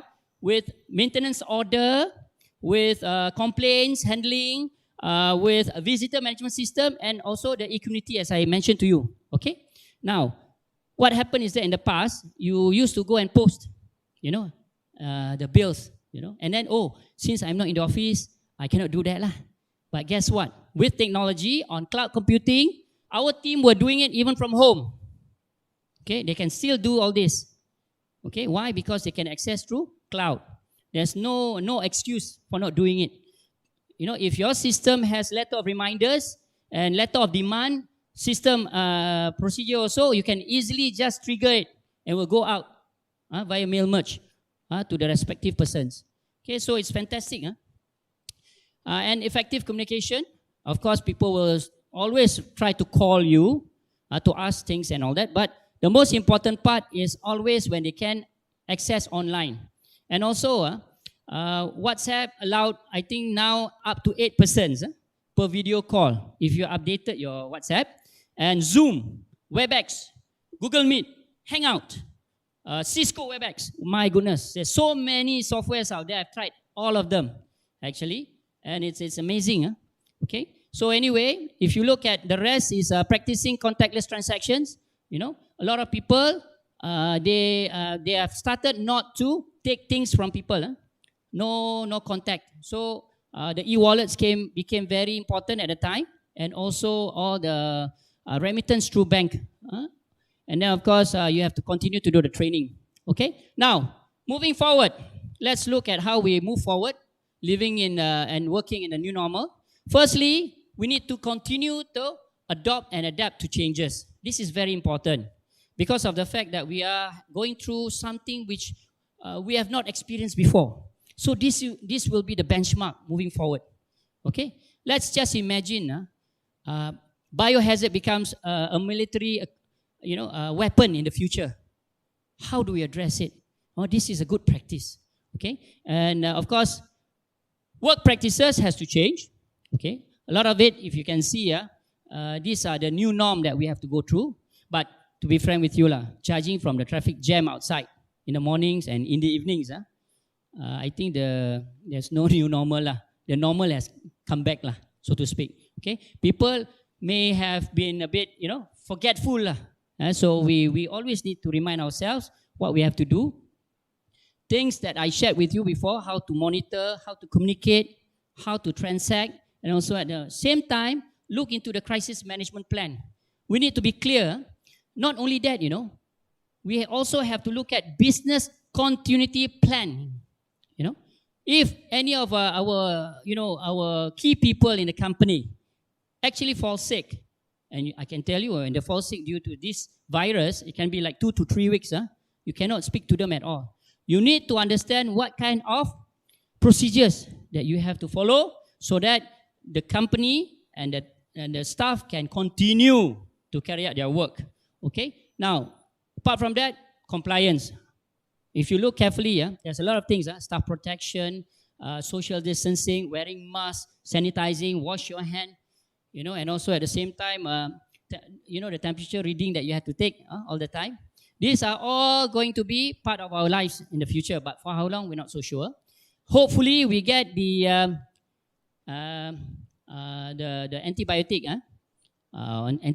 basically the vaccine very soon, and it'll be very good for us, Okay? And of course, the most important part is communication. Keeping everybody informed all the time. How do you do it? You have to do it using WhatsApp, using emails, using the whatever portals you have. These are all very important and they are very cheap. So it's not going to be a problem for us. And of course, before that, just go back to one particular part. Constant monitoring on health and hygiene. So, you need to know how to disinfect properly because we do check the cleaners from time to time on the amount of chemical that they use, whether it's working or not. There are a lot of concoctions you can come up with. But in actual fact, if it's not 70% alcohol and above, it won't work. Okay? That's what I've been told. Okay, all right. Next. Embrace technology and innovate. This is what I've been talking to you earlier also. There are a lot of things that you can use, but mainly to do with cloud computing so that you can work from anywhere. That's why I can see the Gen Z and millennials are very happy, when they can work from home. They are the best people who actually know how to use technology, But those who are actually older than that period seem to have a lot of issues. Okay, visitor monitoring.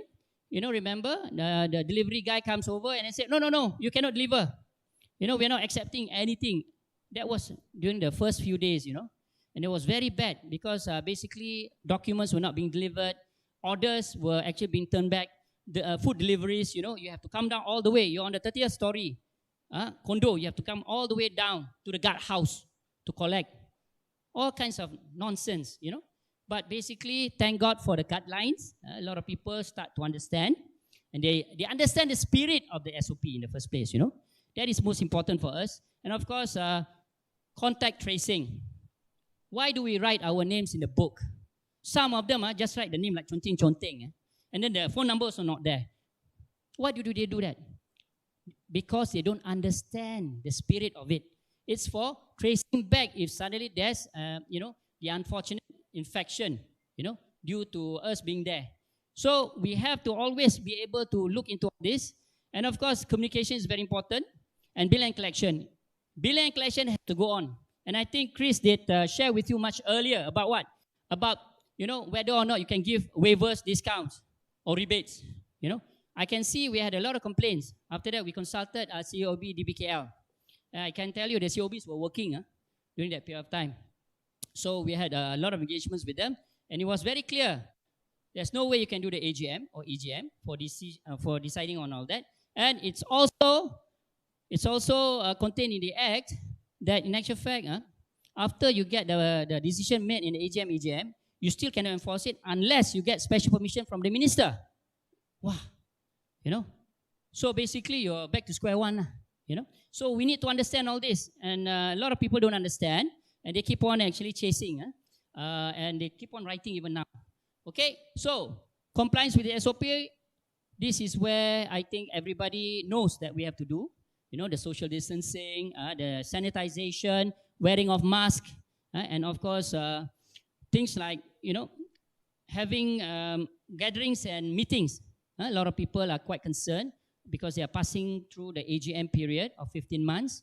Okay, and basically, all you need to do now is to ensure that first and foremost, your monthly meetings, minimum is bi-monthly, every 2 months. Make sure you don't skip any. All right, and in your minutes, you must discuss about your AGM as part of the preparation, right? And you must already be doing the audit of the accounts. You cannot just say, oh, I cannot do the accounts because that day during MCO, we cannot do the audit.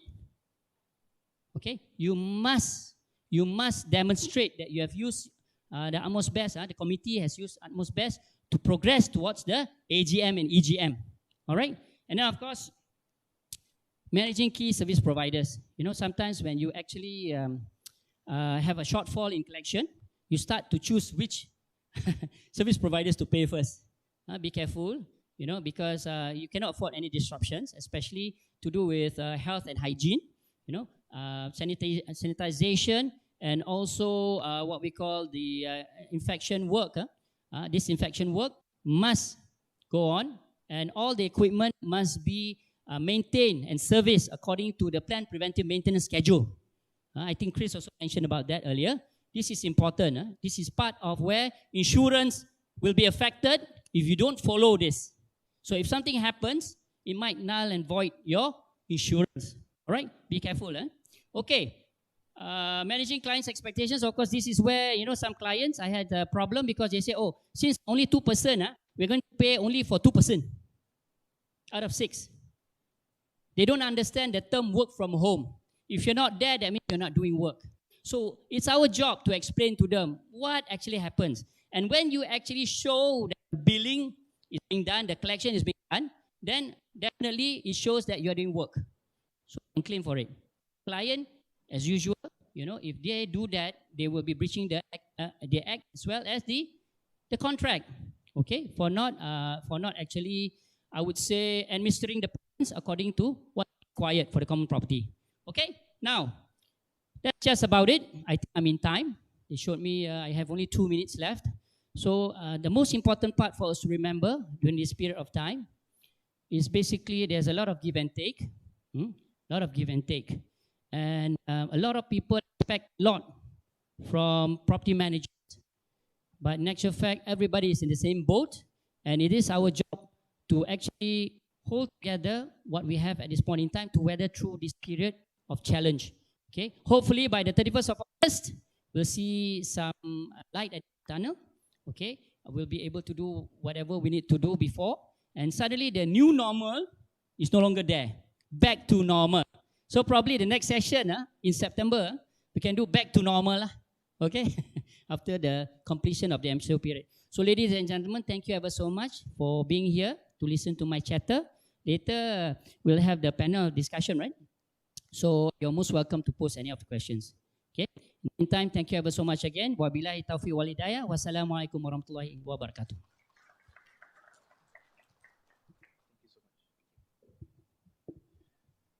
All right, thank you so much, Surveyor Azman, for the very informative presentation on property management. Now, ladies and gentlemen, we have arrived to the final session for today, which is the panel discussion session. And before I proceed further, I would like to first invite up on stage our moderator for the session, Mr. Nguyen Siu Seong, the editor for the Strata Management Handbook. Please give a warm welcome to him. Right, next I would like to invite up on stage Mr. Chris Tan and also Surveyor Azman.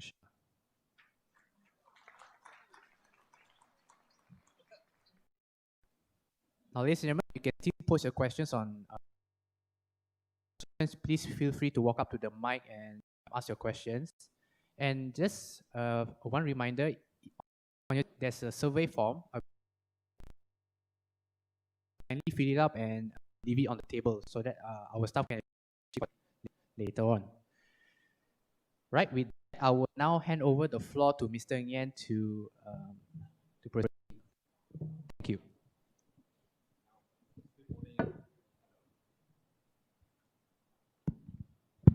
Hello, yeah, good morning. It's so nice to see so many of you here. We have been attending webinar, so to say. So I was quite surprised. Look at the number of people, and my thanks you for being here today. Firstly, Kristan, thanks for sharing the extra. Though today's topic is strata management, but he also shared about property management, issues that are related to the MCO. And then our surveyor, Asman, the new norm, the new norm. I've learned quite a lot about new norm today. And I also must thank you for working during MCO with the government, with the KPKT, so that the voices of the private sector, more so the owner and resident, are heard. Otherwise, you always get a lopsided sort of SOP. Now, before I proceed with the Q&A, I'd like to emphasize again about this thing on your table. It says, Master of Real Estate Developer. Okay, it is actually a master degree, not just a master. So this master degree conducted by Utah is a joint effort between Radar Institute and Utah. Okay, and Professor Chin are there, plus lecturer. Where are they? Maybe it's still outside, So anyway, the master program has started. We have students, and I must tell you that this is the first time that Malaysia having a master degree program in real estate development. And half a lecture will be conducted by a lecturer from Utah. The other half will be from a veterans, like Dr. Charlie and a few of us, who had really have a lot of experience about what's real estate development. It's not just theoretical, but practical. I've not been to a master program, though my children have to. Actually, in master program, the theoretical components are very important. So please, it's not very expensive. Not expensive. Please, if you can join. If not, please bring this back and inform your colleagues or the staff or the HR. Okay, let's move on. Okay, it's unfortunate that we have this COVID-19, but maybe, it's inevitable because viruses are there all over the world, and, surveyor Asma has said, so many viruses, have affected the world, and they were just as bad as this. So, arising from this COVID-19, as been said, there's a new norm. And I must tell you this, we can't live without a new norm. Fujitsu has just announced all the employees will work from home. 3 of my children who overseas all work from home. So one of them, they call said that, I'm living in an apartment, there's nothing, no chair. Of course, you have a chair, dining chair, you can't be sitting there. So I said, what do you do? Oh, today they have delivered the chair to my house, to my apartment. So I said, oh, okay, how much it is? 4,000 ringgit. I said, you're crazy. How can they give you a chair 4,000 ringgit? Oh, no, it's only 800 pounds. And then the table is coming. So it is a new norm. All my 3 children has been working from home for months, and they are still working from home. It's a new norm. Just to share about my personal experience, of course, unexpectedly, we were locked down. So we asked our HR department to submit a KPI. What do you want to achieve in the next 1 week? And his other staff, next liner, we leave it to him, but submit KPI. So working from home is a new norm. But how do you manage it? We are not managing by process. We are not supervising you. We manage by the end result, the output. Have you delivered the output? Okay. And Zoom meeting was a norm. Almost every week, I was in a Zoom meeting. not only with the company, but with my other assignment, which was overseas.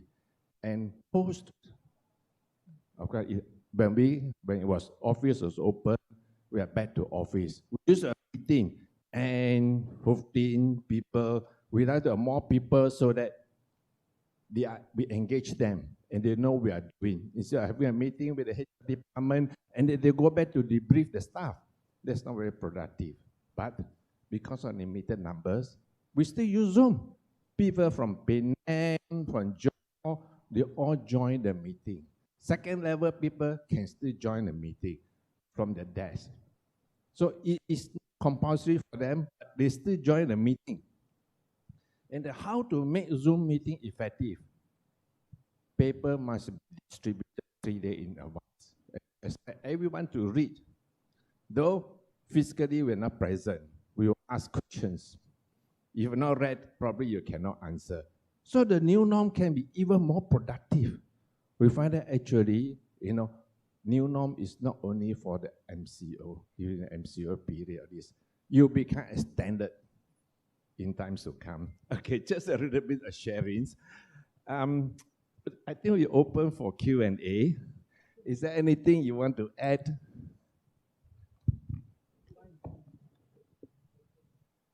Sorry, without reading glasses, I have a problem. The last time I was trying to read from there. Sure. I didn't have the reading glasses.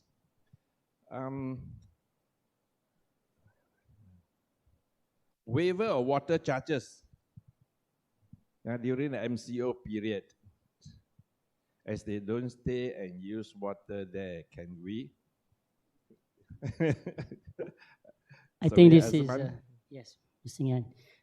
Okay, basically, as I explained earlier, in terms of maintenance charges and also sinking fund, of course, it's very difficult for us to do that without going to the proper channels. For water charges, it's part of the Shabas requirement also for the minimum, okay, for those who are actually taking water from Shabas. So if you're not going to pay that, who's going to pay for you? Okay. Basically, a lot of people do not have tenants in their units. And basically, there's still water also sometimes being used off and on. So basically, for as long as you're connected, you actually need to pay this minimum. Okay? I think the answer I just want to add on is very simple. The question is that the unit owner demand minimum or waive, right, in relation to water charges. My question is that they ask from who? Right? They ask from MC, right? Correct? So my question is that if the MC or the JMB or the developer, for example, if they relatively also get the waiver, then fine, you can pass it down. But if there is no waiver given to them, where is this hose going to be plugged from? So if you ask me, really the answer is you can, right? Unless you got the AGM approved or EGM approval and whatever, but I will advise you not to because, like I said, you are there as a management, you are not there to profit making, effort to cover the cost, right? Yeah. Okay, next question, Chris, is written for you. The debt interest to be, debt payment interest to be waived. Okay, let's put it this way. The Act say that you can impose late payment interest, yes? The Act say that you can impose late payment interest, which means that you rightfully can claim it, right? But whether can you waive it or not, then like I said, they say you can means doesn't mean you have to do it, correct? But whether you want to waive or not to waive, again, I'm saying that please get it run through, right? The AGM, EGM, to me, report it, right? If they decided that in the meeting or in the general meeting to waive it, then so be it, right? But under the law, it did say that you can impose. It's not a mandatory imposition, right? Therefore, waiver in relation to that is possible. It's possible, right? But I'm saying to you, at the end of the day, you have to understand how we arrive to the budget. I think that's important. Explain it to the owner, right? You have to understand every year we present a budget for maintenance, right? Everything on a good enough basis. There's no over provision. There's no buffer, right? So you already know next year I'm going to hire Surveyor Asman to be my property manager. How much is his fee is stated there, correct? And then we say that we need to pay Shabas how much is all there, right? These are budget, correct? Those things and all your service provider and whatnot is all stated there. So my question to you is that you are bound by those budget anyway. If you want to do anything which is not provided under the budget, you probably need to go back to your meetings again, right? And if you want to dig into your reserve, if people say, hey, you got a lot of money, what, right? Collected over the years, you didn't use, correct? Then the next question is that then there must be also approval to use the reserve, if you ask me, right? Just to remind everyone, being a member of the management, right, the JMB member, JMC member, for example, and also the committee members, you do have a personal liability under the Strata Management Act. I think that's important to highlight. To me, is that as much as you want to resist the temptation, you are not going to be a superhero, right? Maybe I just add a bit more. JMC and MC, it's not mentioned in the Act that you can actually waive late payment interest charge. Okay, what we normally do every year is that if there's any big request, we will actually put it as a motion, the AGM, and normally you'll get turned down anyway. Okay, so just understand, if it's not spelled out in the Act, doesn't mean that you can do it. Okay, it's always an issue at this point in terms of. But if you're not sure, the AGM and EGM is the best place for you to open up and actually consider it. Just let me add just a bit of sharing from the survey, of all the property that I have been involved in. Only 3% of the people go to management office to pay by check. The 97%, they either credit card or they will do bank transfer. So it's really the few people I can't go to manager office is closed, or I try to avoid social contact. So so I think it's really not really a good excuse to ask for waiver. Okay, next question is opening of the swimming pool and gym has raised the expenses. Do you follow? If we follow SOP guideline, it's addressed to me. I'm not the speaker, but anyway, I think swimming pool expenses will not rise because you still follow the SOP, you follow the maintenance you do, whether you put in chlorine or fluoride. I think you need to increase it. But gym, you need extra cleanings, maybe morning, lunch, and evening. But you need to invest it also, because you need to spray and so on. But I think the cost is very little. So I think for the safety of the people, the little expenses are not only now you have to do, even post COVID-19, we really have to take care of our health. So any increase in cost is a very, very small amount. Do I answer the questions? Maybe on the practical side, on the operational side. The SOP is meant, actually we had an earlier misunderstanding of the SOP because it was actually prepared by Kementerian Belia dan Sukan. And it was meant for what we call public paying pools. So basically we queried after that. And then of course, basically, unfortunately, they say you still have to follow the same SOP, okay? Whereby you also need to have a lifesaver, somebody to monitor. Okay, this is where the challenge is, the additional cost. But of course, if you actually have to do this, then of course you'll have to make sure that the person is a person who is actually competent enough to do the work. But if you really want to open the pool, you really need to follow the SOP.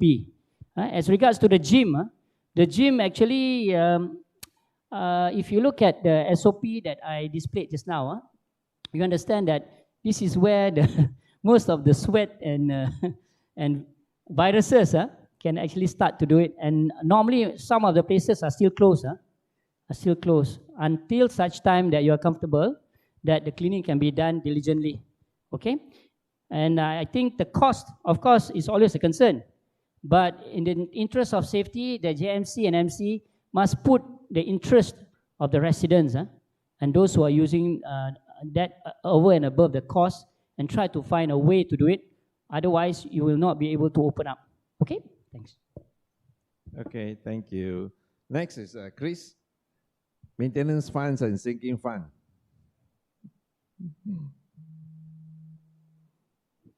Okay, so the question is that can the developer start charging, is it maintenance fund and sinking fund later? 1 month or 2 months after VP letter to any, or or any specific date? I think that's very simple. Okay, first of all, if your VP had been delivered, right? Like I said, there's no way you cannot deliver your VP. It's deemed delivered, right? Agreed? 30 days after the notice, correct? So supposingly, if it's strata development, right? After you have delivered the VP, you have to immediately start this thing called the building management account, the BMA, correct? So supposingly, you are actually, we just had a discussion again with Tato Charlie, who was asking me the same thing, right? So when you do the BMA, by the way, you are actually developer, those money are not yours, you know, right? The money is actually on trust for the subsequent entity, in a way, right? Either you form your JMB, then you form an MC, you need to pass the account to them. So if you wait 1-2 months after VP, supposedly it means you subsidize. Developer, you pay the 1-2 months. If you want to waive these 2 months for all intents and purposes, if I'm the entity that take over from you, be it JMB, be it MC, doesn't matter. After that, when I look at your account, I said, yeah, what happened to these 2 months? It is just like how developer promised free maintenance for a year. It's the same thing, right? It means that when you say free maintenance for a year, supposedly, they still need for how much per square feet, per square unit, whatever that, those things need to be properly counted for, right? And make sure it's in it, and therefore you utilize it from it, right? Free maintenance doesn't mean that I maintain it at whatever cost, right? So I'm highlighting to you is that the simple answer is no to that question. Can I just add on? Developers would have already collected from you 3 to 4 months advance. Yes. Okay, so that answers the question. Yeah, I think that's very true. When you have settled your finance amount, you already pay 3 months advance and 1 month deposit. So they will have settled it. Anyway, the act say from the day you take vacant possession, you have to pay. So if the developer waive it, you know, developer has to pay for it. They waive you, but developer has to pay into the maintenance account. Because maintenance account must show that there is such a payment. Okay, thank you. Yes. Oh, the next one for me. Okay, this 2 years maintenance does not only apply to landscape. No, in any construction contract, you know, you have deferred liability period with the contractor. Okay, and in any contract, you will price in the maintenance, whether it be landscape, lift, or firefighting and electrical installations. All that will have been priced into your contract. And because you've been priced into a contract, so developer as a goodwill normally don't charge into the maintenance account. So far, I have not heard a developer that will charge his maintenance fees into the maintenance accounts of the during developer management period or during the JMB management period. So actually it's a goodwill. But I have been told, but I let Chris to advise that developer actually can charge this account into the maintenance account. Chris, am I right? Yeah, I mean, just to answer the question as it is, the question is this stated under 757 Act? The answer is no. No. Right? So you can make your decision on that. Right? But I'm just saying to you, of course, which means that it's an item is supposed to be provided for it. You know why? You actually, one of the idea about maintenance of common property under strata management is to prepare your buyer or owner to eventually take over, right? Don't forever give them a tongkat on a subsidized kind of thing. So they must know their exposure is actually including this. Because moving forward, after this 2 years, right, the 3rd year, there is an extra item for this. And then everyone will start to make noise. Where was the 50 cents per square foot? Where was the $1.20 per share unit that you promised me? Because once you add in, it will be more. So I personally think that yes, you can do it on goodwill, but don't create a wrong expectation to your buyer, because eventually most of the problem that we face today is because wrong expectation being created. Because we thought that it's low maintenance, but little that you know, it was actually subsidized maintenance fees, right? I think that's something that we need to look into. Just to add on, in actual fact, I think everybody is familiar with the defects liability period for the first 2 years from the VP. And basically, it would cover all those items in the common property.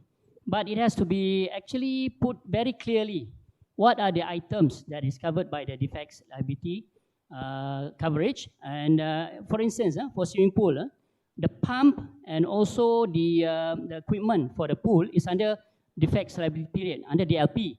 But the maintenance of it, every day somebody has to come in for 2 years, once a week to clean up and all that. And that is actually something which is actually being paid out of the BMA during the developers management period.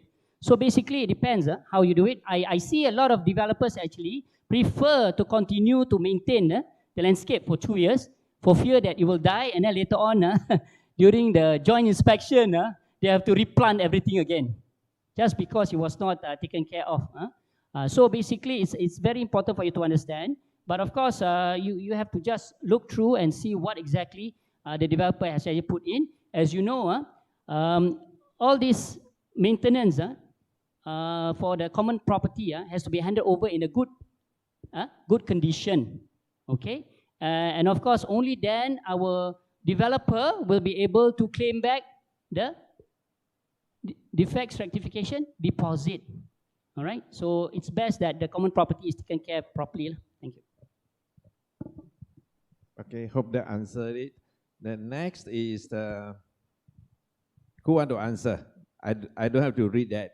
Engagement of property manager, security and cleaning, but was not carried out because of the lockdown. Can developer claim the cost for it? Maybe. Azman, you want to answer that? Ladies and gentlemen, we already understand that from the first date of BP, 2 weeks thereafter is normally deemed as handed over. Okay, so basically from that point in time, the BMA would have been operational. Now this BMA is supposed to be paying for the expenses on trust during the developer's management period. Whether there's property managers there or not, whatever services that is actually serving the common property which is not covered by the LP, because normally will be funded by the BMA. So that is, if they to use the BMA, because this is part of their responsibility anyway. If it's delayed, whoever is carrying out at that point in time, from the deemed time of VP, that is already in operation. Okay, so the cost is being incurred already. No, I mean, if you look at the question again, the question said CCC was unable to obtain on time and dragged until 30th of June. So if CCC cannot be obtained on time and dragged until 30th of June, means VP not deliver, correct? So when VP not delivered, BMA not there. So can you claim from BMA? No, it's your cost. It's your cost as a developer.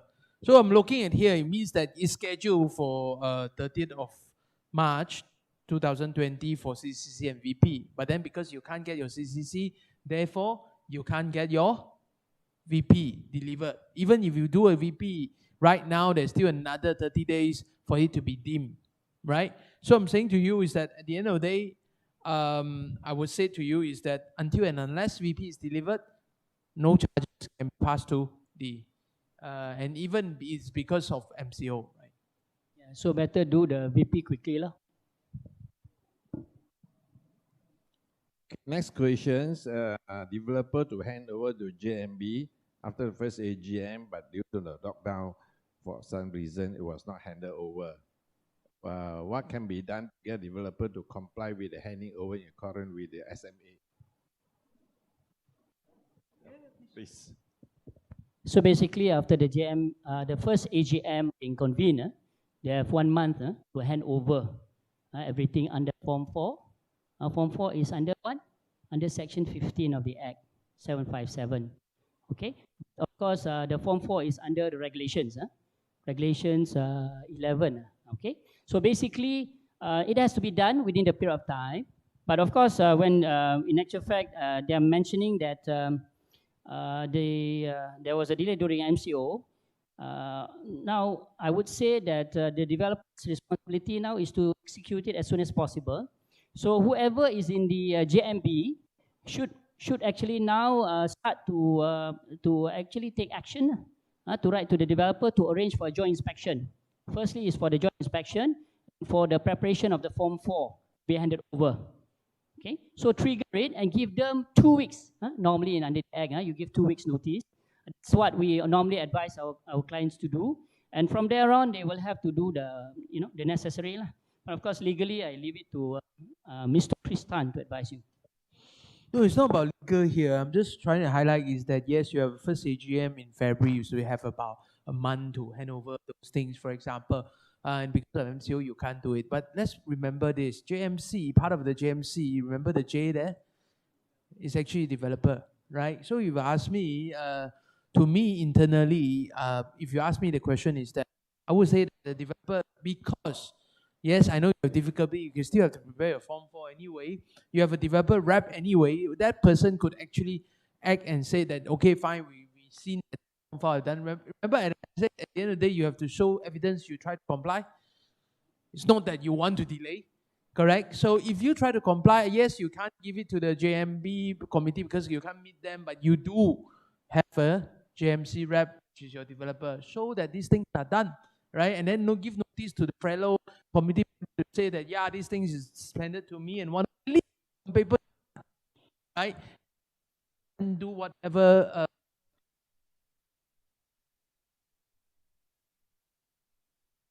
Because you can't do it, you don't do it. No, wrong. I want to say just because you can't do it, but you still do it, but do it to the best you can and document it. Yeah. Okay, if I can add to it, I think this scenario is not peculiar during the MCO. In normal circumstances, it happens. Okay, of course, the law say, once AGM is established, the JMB take over the management. You have the property manager, and property manager report to you. Okay, so handing over means what? Okay, number one is handing over the balance of payment. But how they hand over the balance of payment to you when your maintenance account, mean bank's account, and your sinking fund account is not open? To open that, you need to get a certificate of registration of the JMB issued by COB. Only the bank allow you to open the account. And that process can take, I think, about 2 months.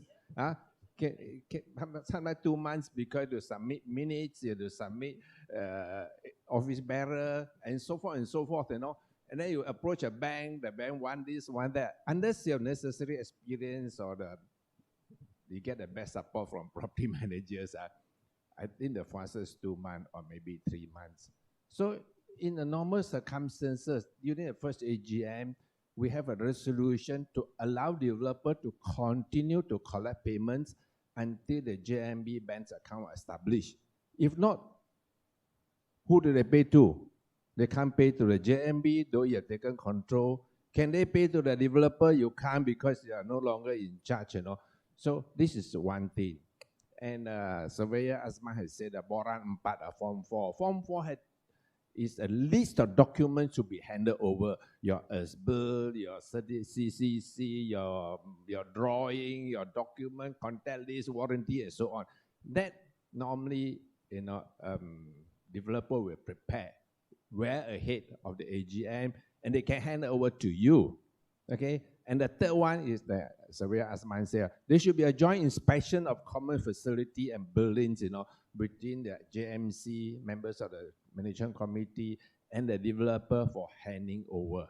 So when all these are done, then you can say that it's complete. But after the AGM, you are in charge. You are taking control. Property managers report to you. So this is not peculiar to MCO periods. Okay, thank you very much. What's the next question?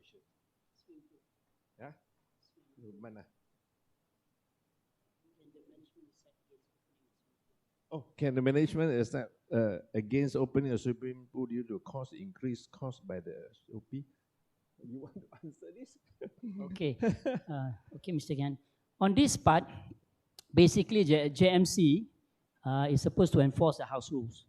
So basically under house rules, all common property must be maintained properly, and if possible to open it to the public or the residents. Now, we have the SOP. The SOP is over and above whatever our house rule is, because it's actually introduced by the government. So unless you can comply, it's very difficult to do that. And of course, your residents will not be happy. So this is where I think some engagements have to be done. Communication must be clear. A lot of people do not communicate why they're still closing. Sometimes it's only because of what? Because of ignorance. The person in charge of the management, I'm not so sure whether it's a building manager, property manager, or in-house managers. They can decide, they're not aware of the latest guidelines or SOPs, they remain closed. But in actual fact, if you have an SOP, you have to put up the notice. And you have to inform everybody why it's not being done. Is it because you cannot comply with the SOP? Because you need to find, in the first place, you have to find somebody capable of becoming the guard, lifeguard. Can you find somebody? And then after that, you need to know how much you're going to charge. But in the first place, you have any lifeguard, cost increase. And so I hope this will be first discussed before on this part, and it has to be actually communicated well if the cost is actually a reason. In some cases, I've seen some of the JMCs and MCs actually put up notice that they have inadequate collection, during the MCO, causing deficit in the account. And in view of this, it is difficult for them to incur further cost. And in order for them to comply with the SOP, they need to raise the funds. Therefore, you give a certain period of time for people to pay. At that time, we will reopen facilities. Then this will shake a bit, will shake a bit the residents, and they'll realize their responsibility. But until such time that you figure out what exactly is stopping you from opening, do not just stay quiet and just give the reasoning of cost increase. I think the question is, can the management decide? Can or not? I think the question is can or not, for example. I would say that swimming pool is part of common property, right? No, swimming pool is part of common property. Yes, correct. So the management is supposed to operate and maintain the common property. So strictly speaking, the answer would be cannot, right? Obviously. However, just to say that even if you look at the budget, it's no line item, right? One item swimming pool maintenance, let's say X amount, correct? The question is that there's still a lot of leeway as in the operating hour of the swimming pool, right? In terms of that, I think there's still many ways to skin it. And what Asman is telling you is that, for example, if you want to say that because there's not enough place to involve a SOP, I think once you communicate properly, again, this is good evidence why you didn't operate it. What I'm saying to you is that it's expectation as an owner who pay charge, for example, that once the SOP, once the restriction is lifted, I can. I mean, that's an expectation, right? So to me, the answer is legally cannot because you're supposed to operate it, but there's still many ways to deal with it, right? Even the operating hour could be shortened, for the purpose of all these things. I mean, big item is there, and the implementation, the devil is in the details, so it's still possible. That would be my input. Okay, sorry, I flipped my page. Where am I now? Or is it possible to continue to work from home? Maybe allow me. I think there's no two way about it. I think Surveyor Asma has said that, there are so many apps. There's one app I know of is very comprehensive. It charges 2 ringgit per unit per month. And we really had to go virtual. You cannot have management office flooded with people. I'm going to share this with you. I think this was 2 or 3 years ago. I have a visitor who came from overseas, an Asian country. He said, come for a study tour about audit practices, actually audit com practices. So I came to one company, speak to an auditor. I brought them, two of them, to my old company to talk to the head of auditors. So I say, hey, how many auditors do you have now? I say, I have 30 over. I say, wow, how come so many? It grows so big. Oh yeah, the company has grown actually many times. But I say, we don't do audit anymore. We don't send people to do audit. I say, are you sure you don't do audit? Then what do you do? Virtual. And last year, the auditor of the company that I currently work with informed the board that next year they will audit virtual. And my ex-auditor is telling me, those days they do sampling 20%. You know, the auditor always give you the sample that they want. Now it's 100% virtual. You audit from computer. So we really had to move with time. You cannot have a management office crowded with people. If you want to book facility, you go online and book. The moment you book, the amount will be charged to your account. So this is the amount they charge to your account, and you will show in your next month's billing. And there's no need to send billing to you. You go online and see your billing. You just need to go to the management office and say, have I paid or not? You go online and check your statement.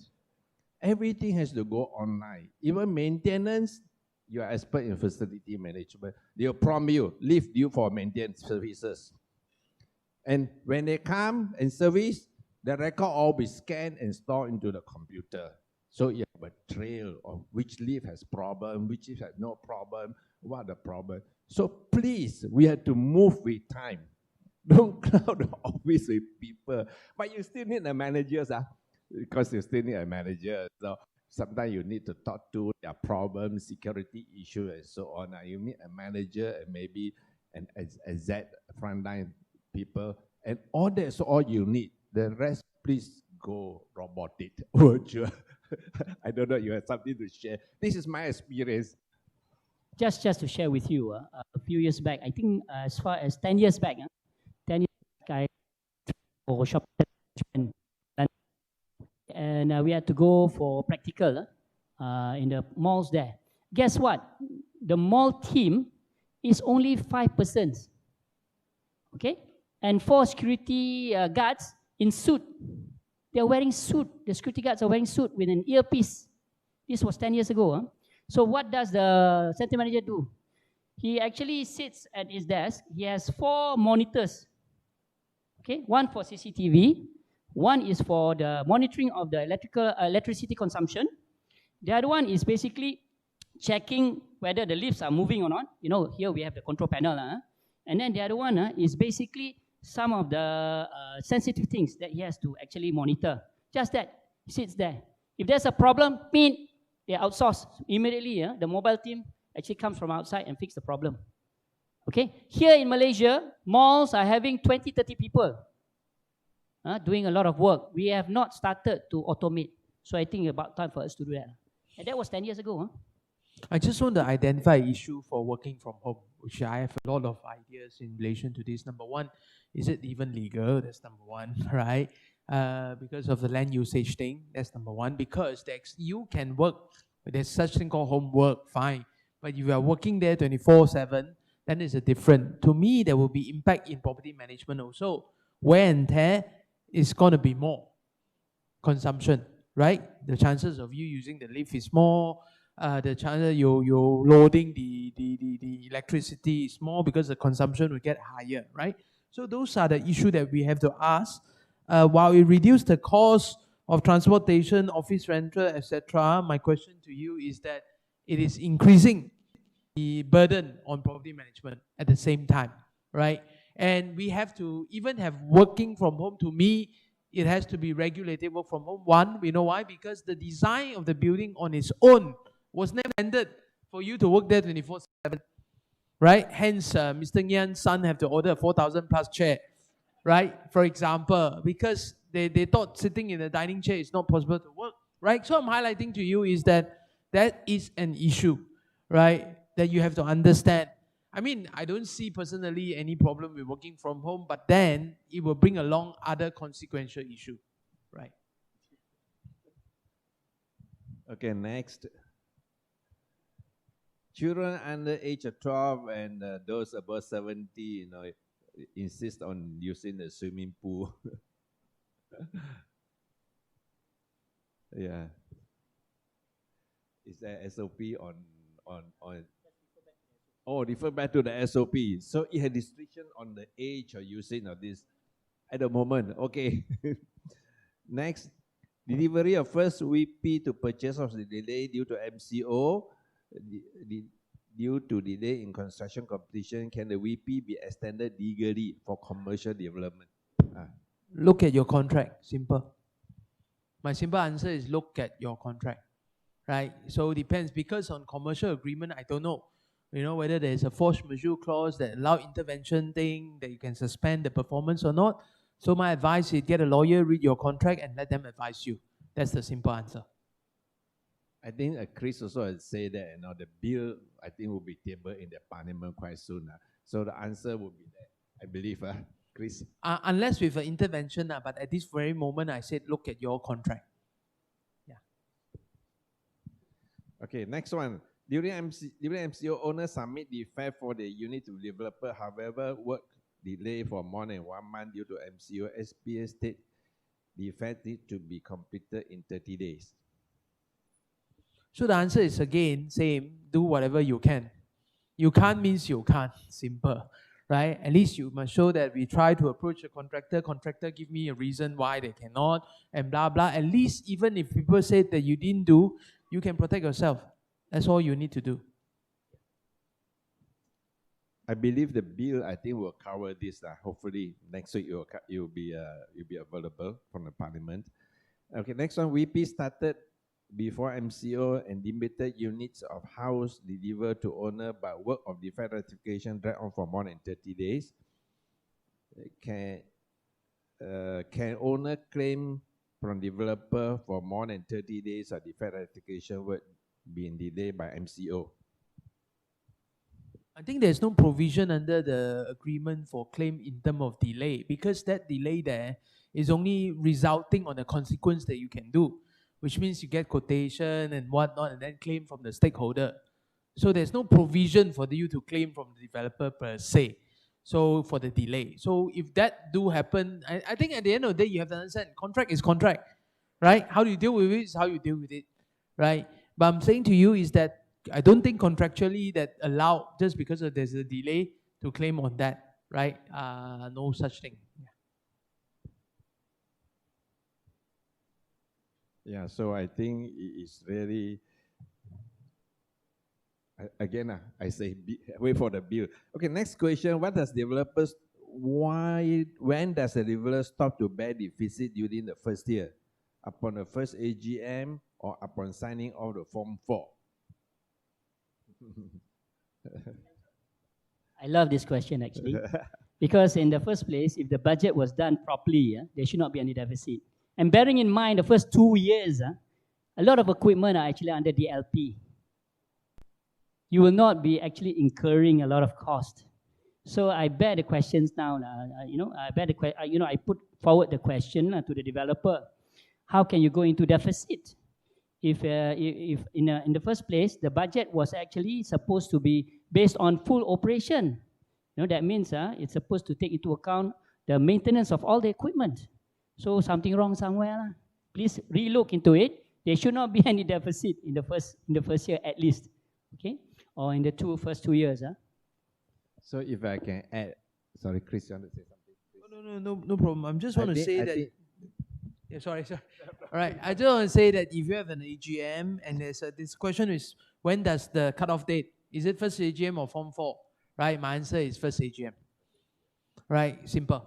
First AGM. What happened is that, which means first AGM onward, the management body take over. Yeah, you might have dispute on your Form 4 or whatever that is, but the payment is already paid to you anyway. Right? Yeah. Okay, if I can just share statistic, for example, typically, maybe you say it's 40, I put per square foot and per share units.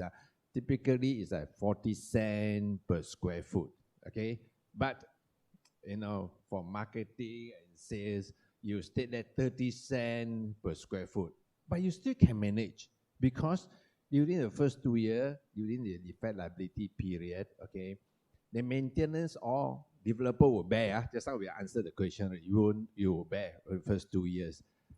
But before the end of the second year, it's important for a developer, because we need to trust and build customer loyalties, that to inform the JMB, okay, you have to take over the maintenance, the swimming pool, the gym, the lift, electrical, firefighting, you sign a contract with this contractor or service provider, okay, and this should be the cost. And this cost normally is not reflected in the budget, if there is very little, okay.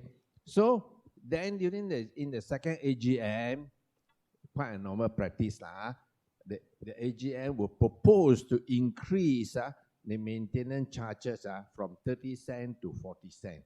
I've got a lot of grumbling, But if you to be too aggressive to promote your sales, you say maintenance charge is 20 cents. Then you'll be in the deficit. And I think this situation is because you're collecting 20 cents. You're collecting 20 cents. So you're in a deficit. So I think have to be quite careful, when you state the maintenance charges in the sales and purchase agreement. Okay. Just for sharing, thank you. Just to add on, please remember, Mr. Nguyen also did mention earlier, but this is the normal practice anyway. You will still allow, the JMC will still allow, the JMB will still allow the developer to continue collecting until the account is opened by the JMB.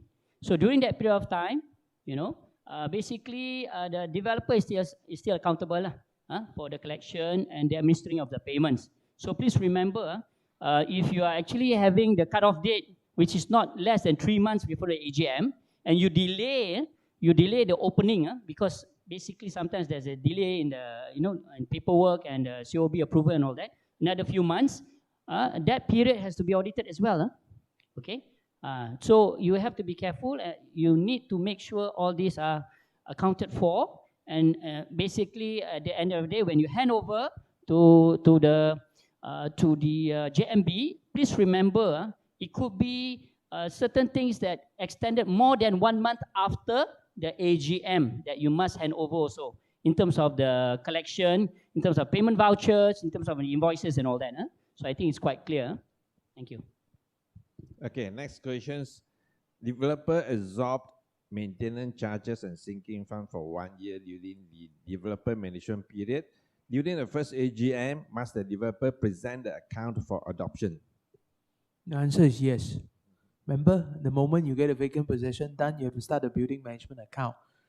The audit account is to audit that account. Even if you absorb the maintenance fees, right, you have to show that you put the money in and then you spend it out rightfully. So the simple answer to this is yes. So when the developer absorb, it means developer pay on your behalf. So there's always this challenge and fight, What should be the amount, what the amount should developer pay? What amount should developer pay? Because there are two school of thought. I don't know, maybe I let Chris Asman say, what the amount developer should pay on behalf of the purchasers into the maintenance account, into the sinking fund account. Actually, the schedule of fifth schedule and the SPA, most of the time nowadays, I still don't see the figure, being stated what would be the collection per share unit or per square foot, for that matter. And this is always a problem, it's always a problem when we start to have to do forensic accounting for some of the developers who have not handed over for more than 5 years. Okay, so moving forward, I think what normally has to happen is basically there is the review of the act. There's also a proposal for budgets to be prepared. And Dato' Jali, we used to discuss this also in the forum, that the developers will actually provide the budget instead of just a blank sheet of schedule. They will actually show the calculation of the budget to show that basically that would be supporting the amount that they are actually going to impose for collection. Because that's very important. Because at the end of the day, if it's in deficit, we have to make sure that the deficit is not going to be a burden, moving forward when it's handed over to JMB. Okay, because the burden is always on what? Electricity bills, utility bills. This is where JMB will suffer. The rest is paid, no problem. But utility bills are not paid. So that's an issue for the JMB at the end of the day. Okay, thanks. You're mentioning, I think what Azman is referred to is the fifth schedule to the HTA prescribed agreement, your GH, I, and J, right? Supposingly that schedule there is not to left blank one. Supposingly, right? But a lot of practice means that you leave it blank or whatever, and then people say, I don't know what happened 3 years later, how can I put a figure there and whatnot, right?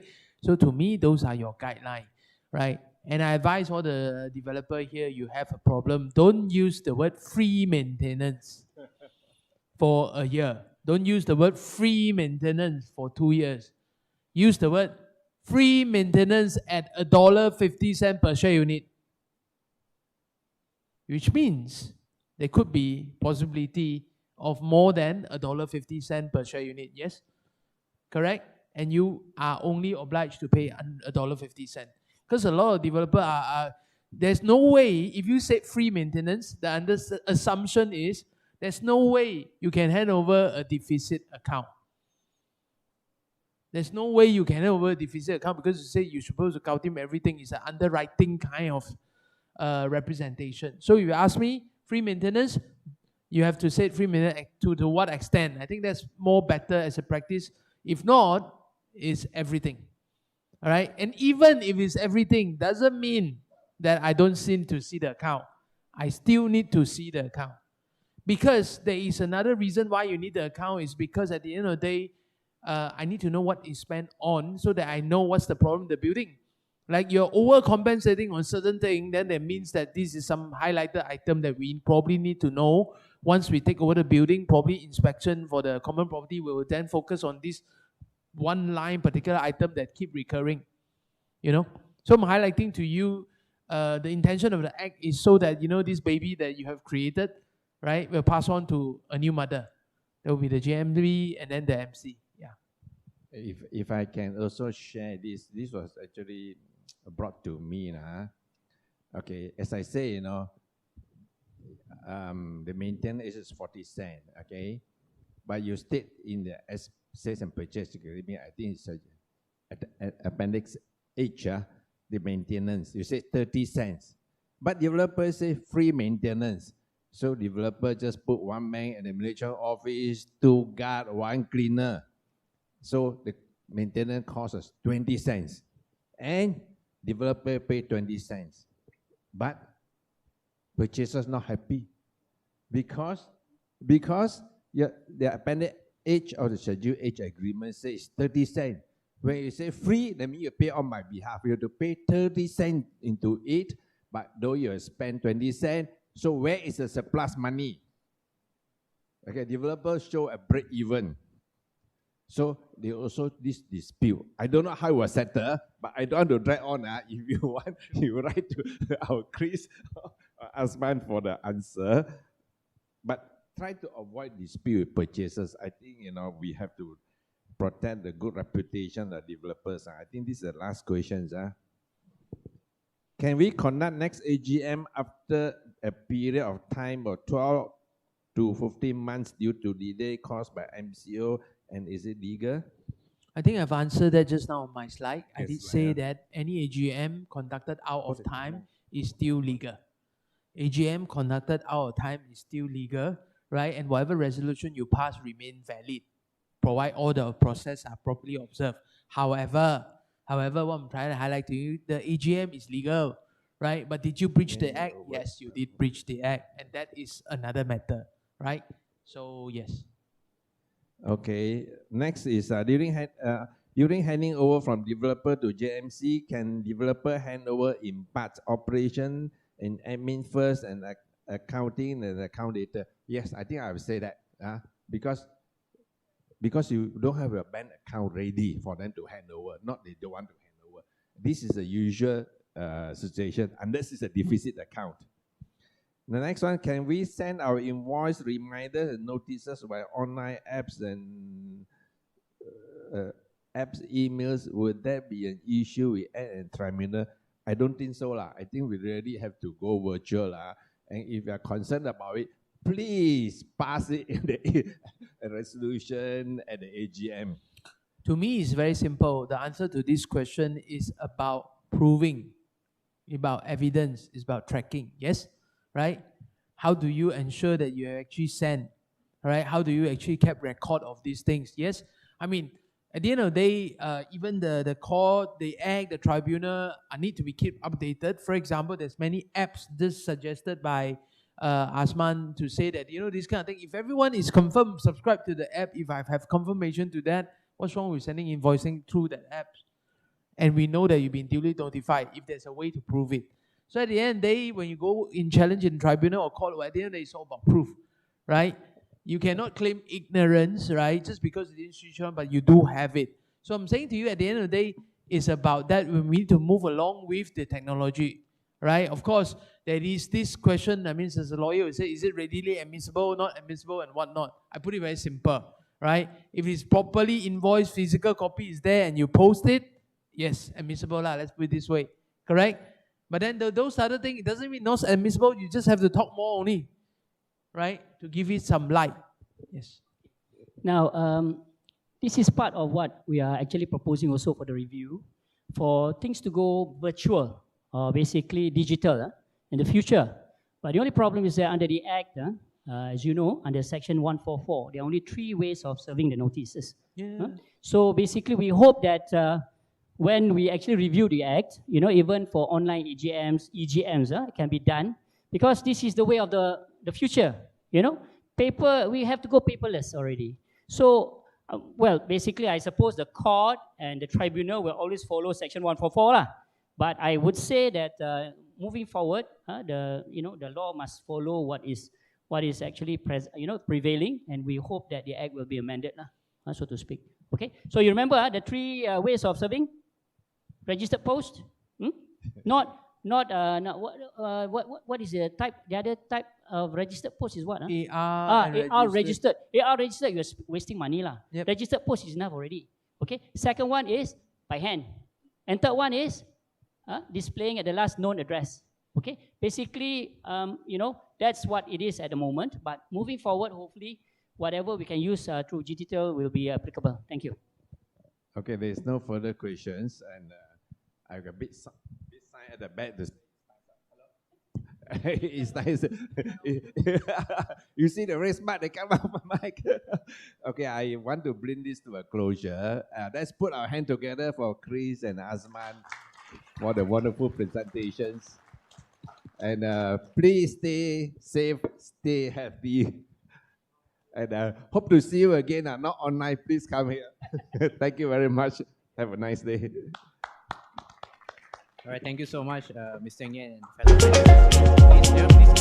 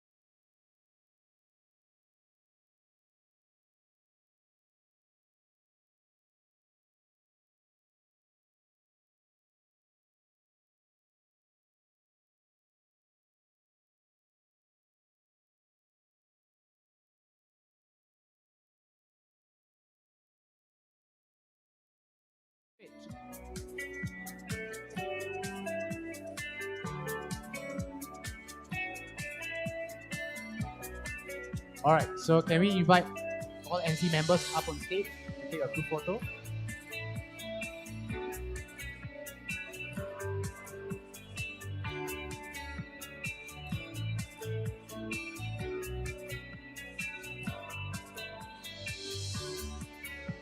All right, thank you very much.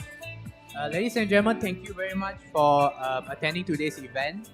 With that, we conclude. Feel free to mingle around and network around as well. And with that, we'd like to thank you all for coming and hope to see you again in our future events. Thank you very much.